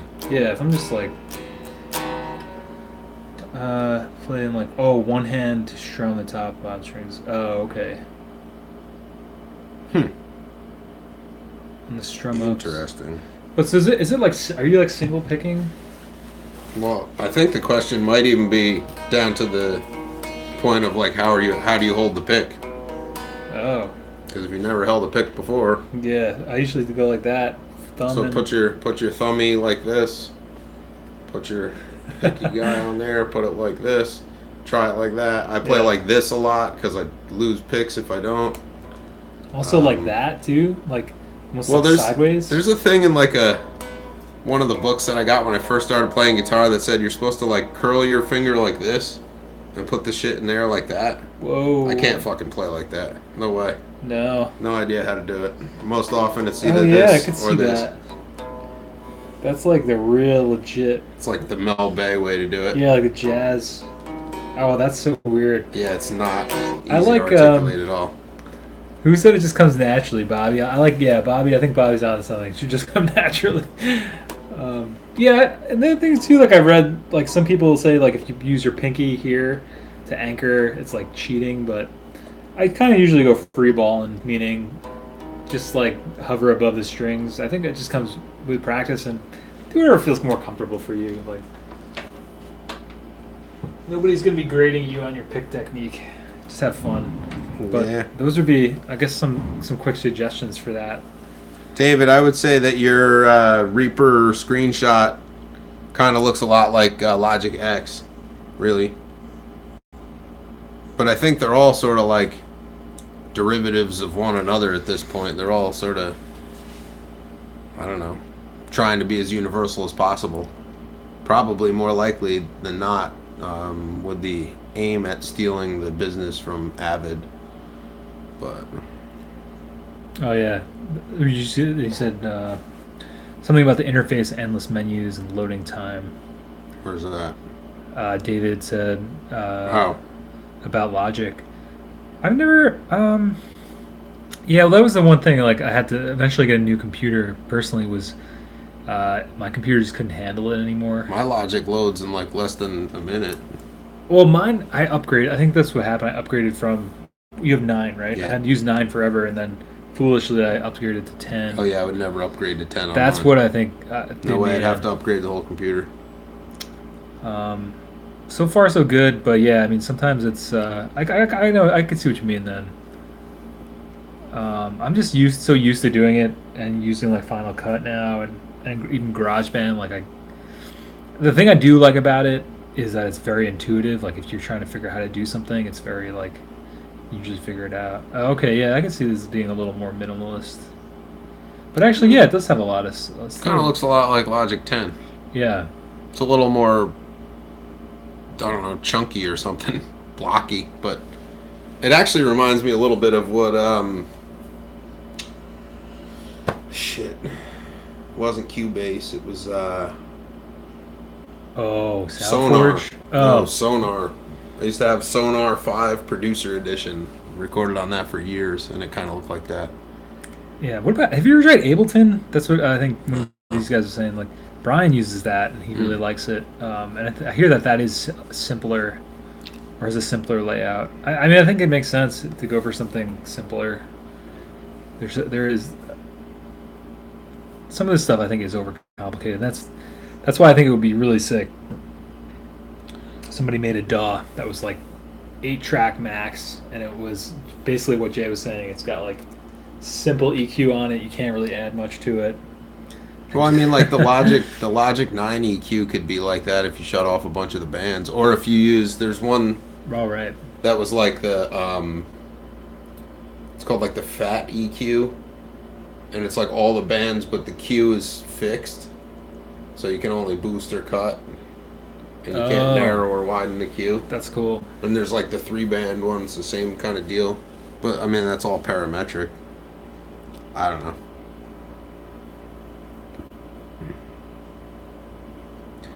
I was holding it like that, and it gets caught on the strings on the upstrums. Huh. Probably because you're not used to the dynamic of having the pick in your hand yet. And there's sort of like a sweeping motion that has to happen with the whole thing. I don't know. That's hard to. Yeah. It's a hard thing to explain to somebody. You also said so you hold the pick like it's an extension of the thumbnail.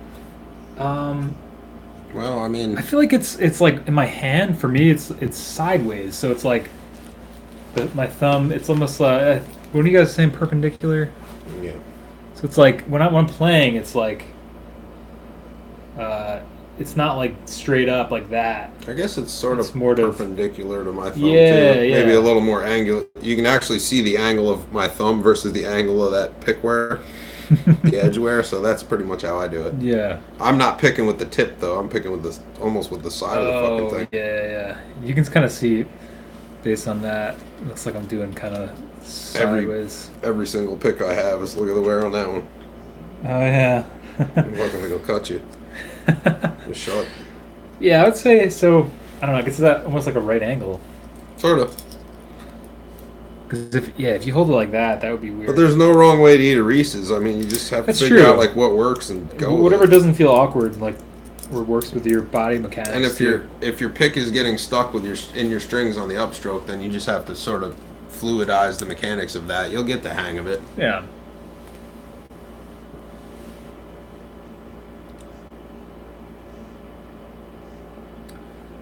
Once your Reaper was to collaborate with people on PCs, since it works on all DAWs, and that's cool.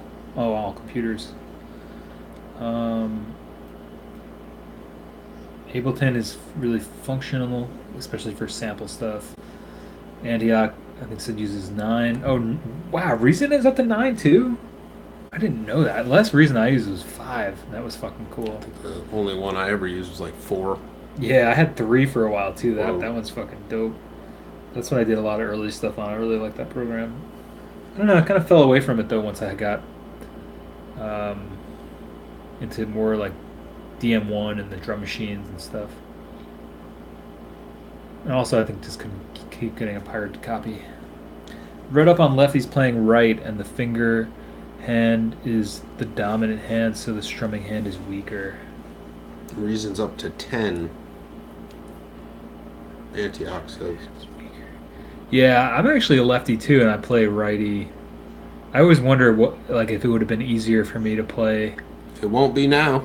Not now, yeah, no. I just always wondered about that though. Like, that's what Catface is saying. Like, lefty's playing right, and the fingering hand is the dominant Yeah, hand, that's so weird. the strumming hand is weaker. Yeah, it's weird. I always think about trying to do it again, but it would take too much time to. I I played, always wonder what would happen though. I played a left-handed guitar one time. Oh, It really? was a fucking disaster. Oh, it was horrible. I can't even play power chords the wrong way around. It's really not. I think it would be really funny for me to try it because I'm so used to playing, and the stuff I play is so simple anyway. So maybe it Yeah. would give me a reason to play more guitar. David, that's unconventional. Reasons up there, Ted. Whew. Yeah, I should try a lefty one. I'm a righty and play lefty. What? I tried holding my guitar in lefty and it's totally weird. That's unconventional. That's unconventional. David? And like the rack emulation, but they keep trying to get you to buy. That's interesting. I haven't read. I don't remember the old one. Old one kind of just came with all the different rack gear, and you could all plug it in and stuff. That's funny that they keep expanding it. New video idea. Yeah, that would be cool. That's exactly why when I got my first guitar, the guy at the shop, I got my first bass actually, my first stringed instrument. I told him I was lefty, and he gave me a righty and said, "Just learn right. It'll be easier to find instruments." But there's a lot of companies out there cranking out left-handed guitars as like their sole mission, though, too. I know, and that's why There's like a ton of them. I You gotta like pay more, always but wonder about that. Like, what would have happened had that Sam Ash guitar store clerk just been like, "Yeah, here's a lefty bass, bro. Enjoy." Like, was he just trying to sell me some like? The bass was great. I still have it. My buddy Brian has it. It's a Fender jazz bass, Mexican. quite honestly, he probably didn't have a lefty bass to offer you. You don't think so? Probably not. Yeah. So Go into the average music store and tell me how many left-handed instruments you find. yeah, that's true. Most of the mom and pop shops, you're lucky if This there's was like one, Sam maybe Ash, two. like more of a bigger. Yeah, so they might have had 2 or 3 hiding in there. I just always wonder about that. I'm like, man, would my whole music, my everything would have been different. Oh yeah, they turn it into like you buy the basic thing, but they hold out on all the cool shit. That sucks. What color is your Ibanez gem? Bobby asks. Who has an Ibanez gem? I believe they're asking you. I don't have an Ibanez gem. Oh, you should be pissed at that guy. I am, Matt. I am. For some weird reason, I just felt more comfortable playing lefty. Maybe because I got busted up pinky finger. Oh. Yeah, my friend too once said that he was a righty, and he said people who play lefty, it just looks more natural to him, which I thought that was an interesting comment. Well, yeah, I guess. I mean, I don't know if that, beyond that. Yeah, but I've always wanted a cheap jazz master, and they're like 2,000. Right. That's the whole thing too, because after I got more into guitars, I guess I was thankful because if you do want a left-handed instrument, or at that time to find like an old anything cool, it would be like more money than you could probably get a few righties of the same vintage for the same price as one lefty. So right.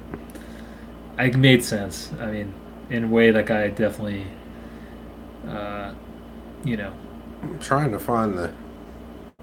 somewhere in the multiverse you're playing lefty. Thanks, Bobby. Antioch, I'm ambidextrous. I play guitar and write with my right hand, but do everything else with my left. Sports and one. Interesting. I'm like that too.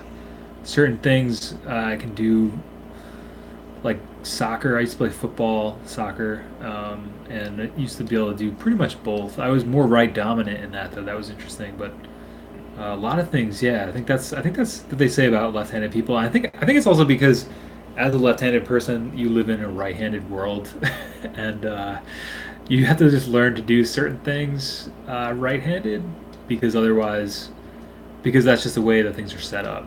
So Well, I mean, back in the medieval times, I'm pretty sure they would kill the left-handed children, wouldn't yeah, they? I had a Isn't that like not even me being a smartass? I'm pretty sure no, that's yeah. factual. And the other thing, my buddy, this other guy I knew when I was younger, he went to Catholic school and he was Hmm. left-handed, and they made Tried to him, they beat it out of forced them. him, yeah, Yeah. forced him into becoming right-handed and forced him to sit there and write while they watched him right-handed. Um, Yeah, you know how fucking difficult that probably and was? he said he used to go home and do his homework left-handed still. Oh, I'm sure. And Man, I'm trying to find a fucking picture of that guitar so I can post a link to it so we can clarify the fact that it's not an Ibanez gem. But I can't fucking find it for the life of me. that is Antioch. That is very strange. It sounds like you're all over the place with your ambidextrousness. That's a word. David, I made peace and just having, yeah, one cheap lefty. Yep. Recently found out Kurt Cobain was a righty but played lefty. Nope. Really? Jay says no. My pickups are Oh, I worth. don't know. I don't know about that. Oh. I never heard that he wrote right-handed though. No, no, not that he wrote that he was like a righty but had like played lefty for some reason. Well, it wasn't that he was left-handed or left-hand dominant. It was that he was a right-hand dominant person that picked up a lefty guitar. So it'd be like if you played lefty. Yeah, I don't know about that. I'd have to read back through the history. I Well, know I wondered about that too. It's when like, he played a drum kit, his right hand was definitely dominant. huh? I mean, that's what's interesting too. Is well, what happens if you just so like any kid that wanted to play an instrument? What if you just gave them a left-handed guitar and said, "Here you go, kid"?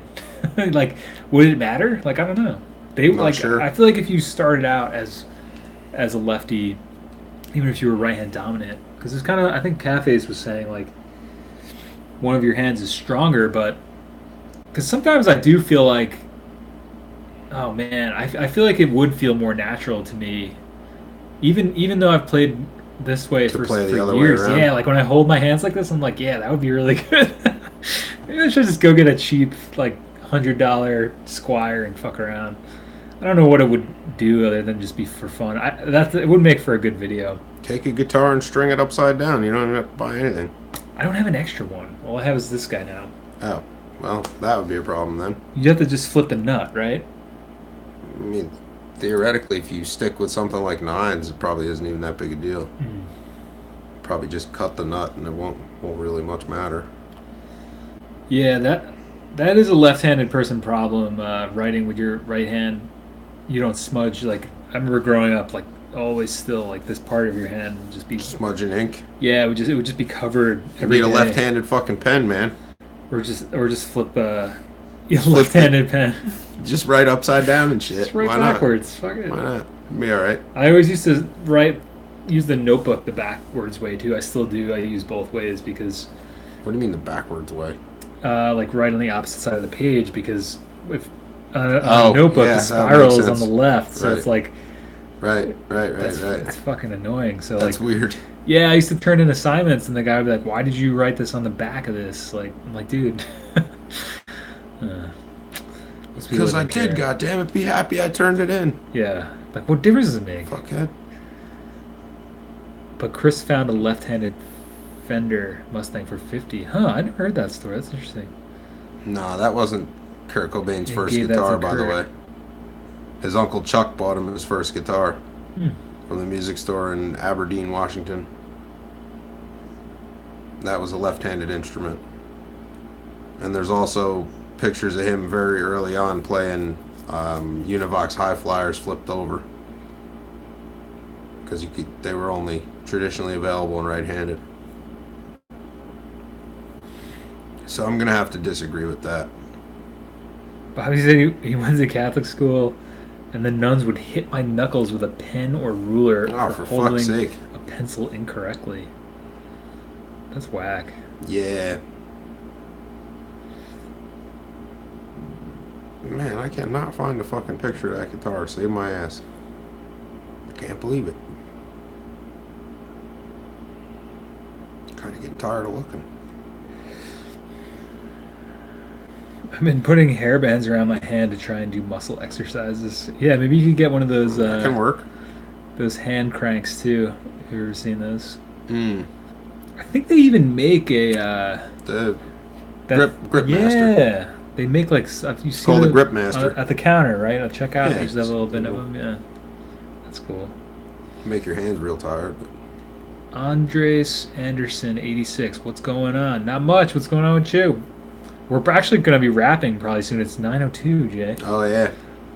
Time to call it. Never said it was his first. It's just a gift from Chris. My point is that you could find Lefty. Yeah, yeah. Well, that was the thing. You know, I feel like Cobain in a lot of ways popularized those old.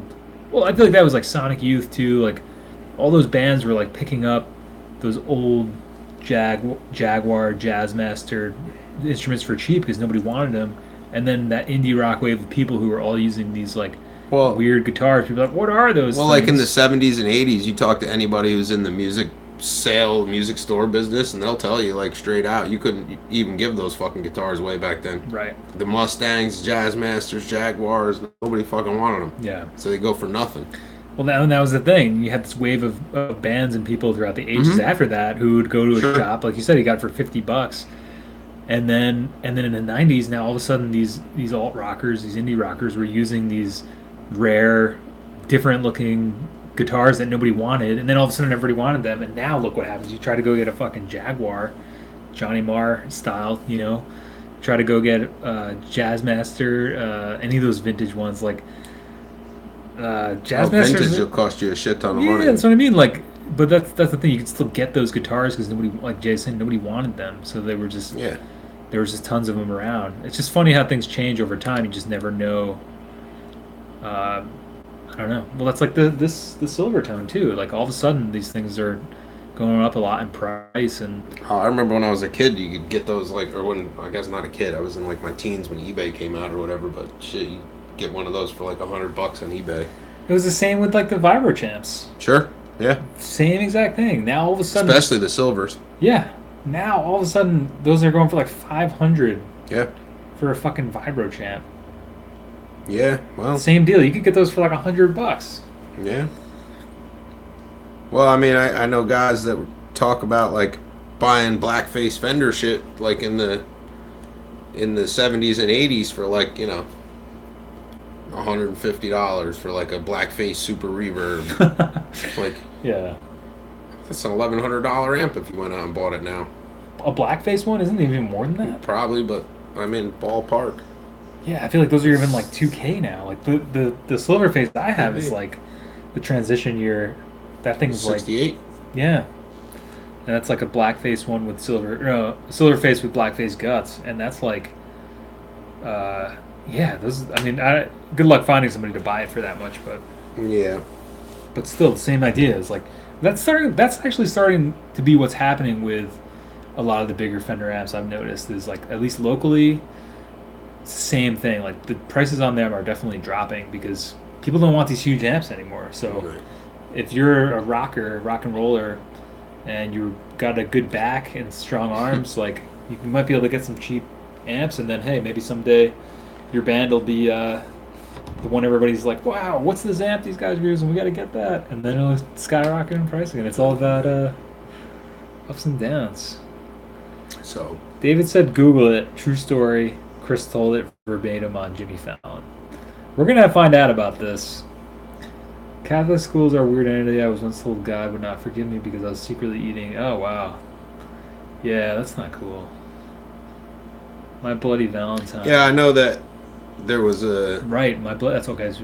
There were actually pretty consistent gifts to Cobain of left-handed instruments, but how he became left-handed was really the sort of the question. And his first guitar, like I said, his Uncle Chuck bought, and that was definitely a left-handed instrument. It was, he went to jam with some kids he went to school with and left it in a meat locker, and they fucking smashed it on him. And then in shop class, he tried to build another body, but never could get it to intonate correctly. Hmm. And then I forget what the second guitar was after that. And somewhere in that time, he had like a PV 212 solid state thing. And there's some story about him having paid kids to fish his stepfather's guns out of whatever the river was, Wishkah probably. His mother got mad at his stepfather and threw all his guns in the river. And Kurt paid kids to fish them out, and he sold them, and with that money purchased whatever that PV thing was. The story goes something like that. I'm a little rusty on that trivia, but David's dropping links. We'll check that one out. David also said, "Yeah, in Canada, vibrators are so expensive. I want to cry. I want one." Did I ever tell you the story about how I almost got a Princeton? Went to a garage sale up in Woodstock or Rhinebeck, somewhere up there, and I definitely would have gotten the Princeton. I was working. It was when I was working for the post office, and this guy had it there. He had it with a couple other amps, and he's like, "Yeah." It's like, "Oh yeah, I'm looking for a guitar amp," because I knew what it was. I wasn't sure if he's like, "Yeah, $100." I was like, Cheap. "Okay." Hold on, I gotta go get some money, because I was like currently working. I wanted to get it, and I came back, within a couple minutes I got some money from my boss. He like drove me over. I was like, "Hey, Greg, I really want to get this amp. Can you lend me some money? He's a really cool dude." I was like, "Yeah, sure, yeah, we got time." Slower day, I guess, and he gave me like $100 bill and was like, "Oh yeah, go get it." I went over there. I said, "Okay, man, I'll take the amp." He's like, I'm gonna have to get 200 for it." And I was like, "Dude, I don't have $200. I had to go borrow this 100 from my friend. Like, you said it doesn't really work right. There was something wrong with it, like speaker wise or something." And I was like, "All right, you know what? I'll see if I can get more money from my boss." Came back later. Everything was shut down. Everything was put away. Banging on the guy's door. I think he had given me his number at one point too, phone number. Wasn't answering his phone. Wasn't answering the phone. Like, I don't know if this guy if he figured out that the amp was worth something between the time I went to get the money, but it was also to be fair, it wasn't just it was in disrepair. Yeah. But for some reason the guy, I don't know if I didn't play my cards right or maybe my overzealousness to get it. I was kind of trying to play it cool. But yeah, I missed out on a Silverface Princeton for like $100. And I just always wonder if I had the $100 on me. If you would have walked away with it? Yeah, the first initial time. Yeah, I'm sure he would have been produced it right there. He probably would have. He wouldn't have even thought twice. Yeah, David, I'll check that interview out. But the information as I'm telling it to you comes from the Michael Azarid book, which was written when Cobain was actually alive. Come As You Are, the handbook to the whole story, basically. And you can look up the Nirvana gear page. Nirvana Gearology or whatever the hell it's called has a full list of all that, including, I believe, pictures of that Mustang that you're talking about and that I'm sure he's talking about in this interview. So, yeah. That's that thing. But anyway, we should wrap. And check out Matt's new track. He just posted it there. We're going to check out that interview, David. Oh, okay. I'm gonna get that right now in my... I assume that what you were still talking about was the thing that we were talking about before. My bad. Oh, is that the Kevin Shields? Kevin Shields thing. Oh, cool. That's cool. Yeah, see, another great example, right? I don't know exactly the story here, but I know, I'm assuming it's similar, this, Kevin Shields maybe picked up a cheap Jazzmaster. I don't know. Yeah, I think Kevin Shields started collecting them out of pawn shops, right? I'm sure that's probably in that link. Yeah. But, yeah, so that's cool. They used to be fucking gimme guitars, though, at yard sales and shit. Right, and that's like Sonic Youth, too. That's why they had so many guitars and were able to do so many different tunings because they I don't know. They used to collect them out of dumpsters and shit in the city. Right. A lot of those things. So it's just insane, I don't know. Because now for us, our generation of indie rockers or whatever, musicians, it's everybody's like, yeah, because we grew up like watching those people play those instruments, and we're like, fuck yeah, I want a jazz master. Fuck yeah, I want a Jags thing. I basically want any guitar that looks cool and feels good in my hands. I really don't care. But and the price is right.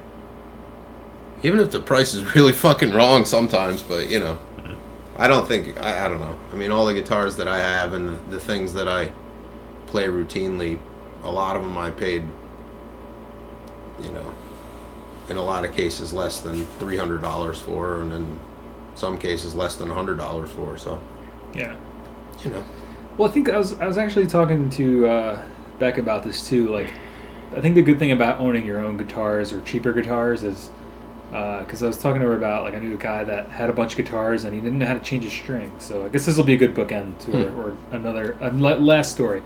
And I think the great thing about having cheaper guitars and the guitars, I was never worried to about working on them or like modifying them. I feel like if you got an expensive guitar and would be afraid that if you have like a $2,000 guitar and you're afraid to change the strings on it, you probably shouldn't have a $2,000. if I had a $2,000 guitar, it would have stickers and shit all over it. Yeah. Because I don't care. I'm not. Oh, okay. So yeah, for me. But I would never buy a $2,000 instrument because the difference between a $2,000 instrument and a $200 instrument with a really good setup on it is splitting hairs. Yeah.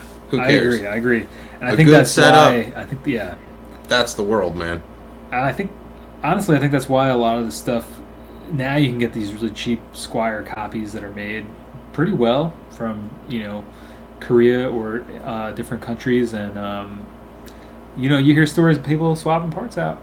Sure. They're well made, so. Yeah, I mean the all the guitars I have, other than the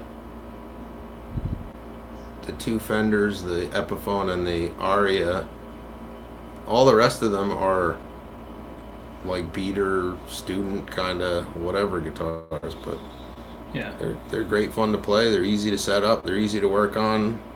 Like, a couple of them, like the tuning machines were shot, and nobody makes a tuning machine that lines up with that. So what do you do? Yeah. Well, what I did was I drilled the fucking machine head holes out bigger, and I put Fender style tuning pegs in there. There you go. Now, not only are they solid, but they look nice. Yeah. I mean, you can scroll through the pictures on my Facebook, and you'll see the Japanese knockoff Jaguar style guitar that I have. That I did that too. It's got a tune-o-matic in it now and shit. It's a pretty nice guitar. Cool. Somebody rescued it from the dumpsters in New York City in the 70s and gave it to me when I was like, I don't know, 15 or 16. I repainted it. You've probably never seen that guitar, actually. I don't think so. It has pickups that look like, those electric shavers, like the old electric razors? It had like a million little tiny holes in it. That's what the top of the pickups look like. Weird. Yeah. Yep. So, anyway. Guess that concludes our stream tonight. Yeah. We good covered stream, everybody. Yeah, cool ground tonight. Like a lot of different stuff we haven't really covered. That's awesome. So, questions, email him, 424recording@gmail. Email me, operationaudio@gmail. Like, subscribe, forum, which I'm behind on, of course. Yeah, forums. Some emails I'm still behind on. It's been a little ghost town-like, but people still come and filtering through, so. And, good night, everyone. Have a good night. make sure you do something you want to do each and every day. That's exactly what I was going to say. Be good to one another. Be good to yourself, above all else. Yep. A new podcast coming out with Brian tomorrow. I interviewed him, so 8 a.m. Check it out. So, that's it, family, for the evening. Oh, yeah, we got to turn it off. We'll see you next week. Same bat time. Same bat channel. Same bat channel. Yeah. Have a good night, guys. Good hanging with you. Peace. Peace.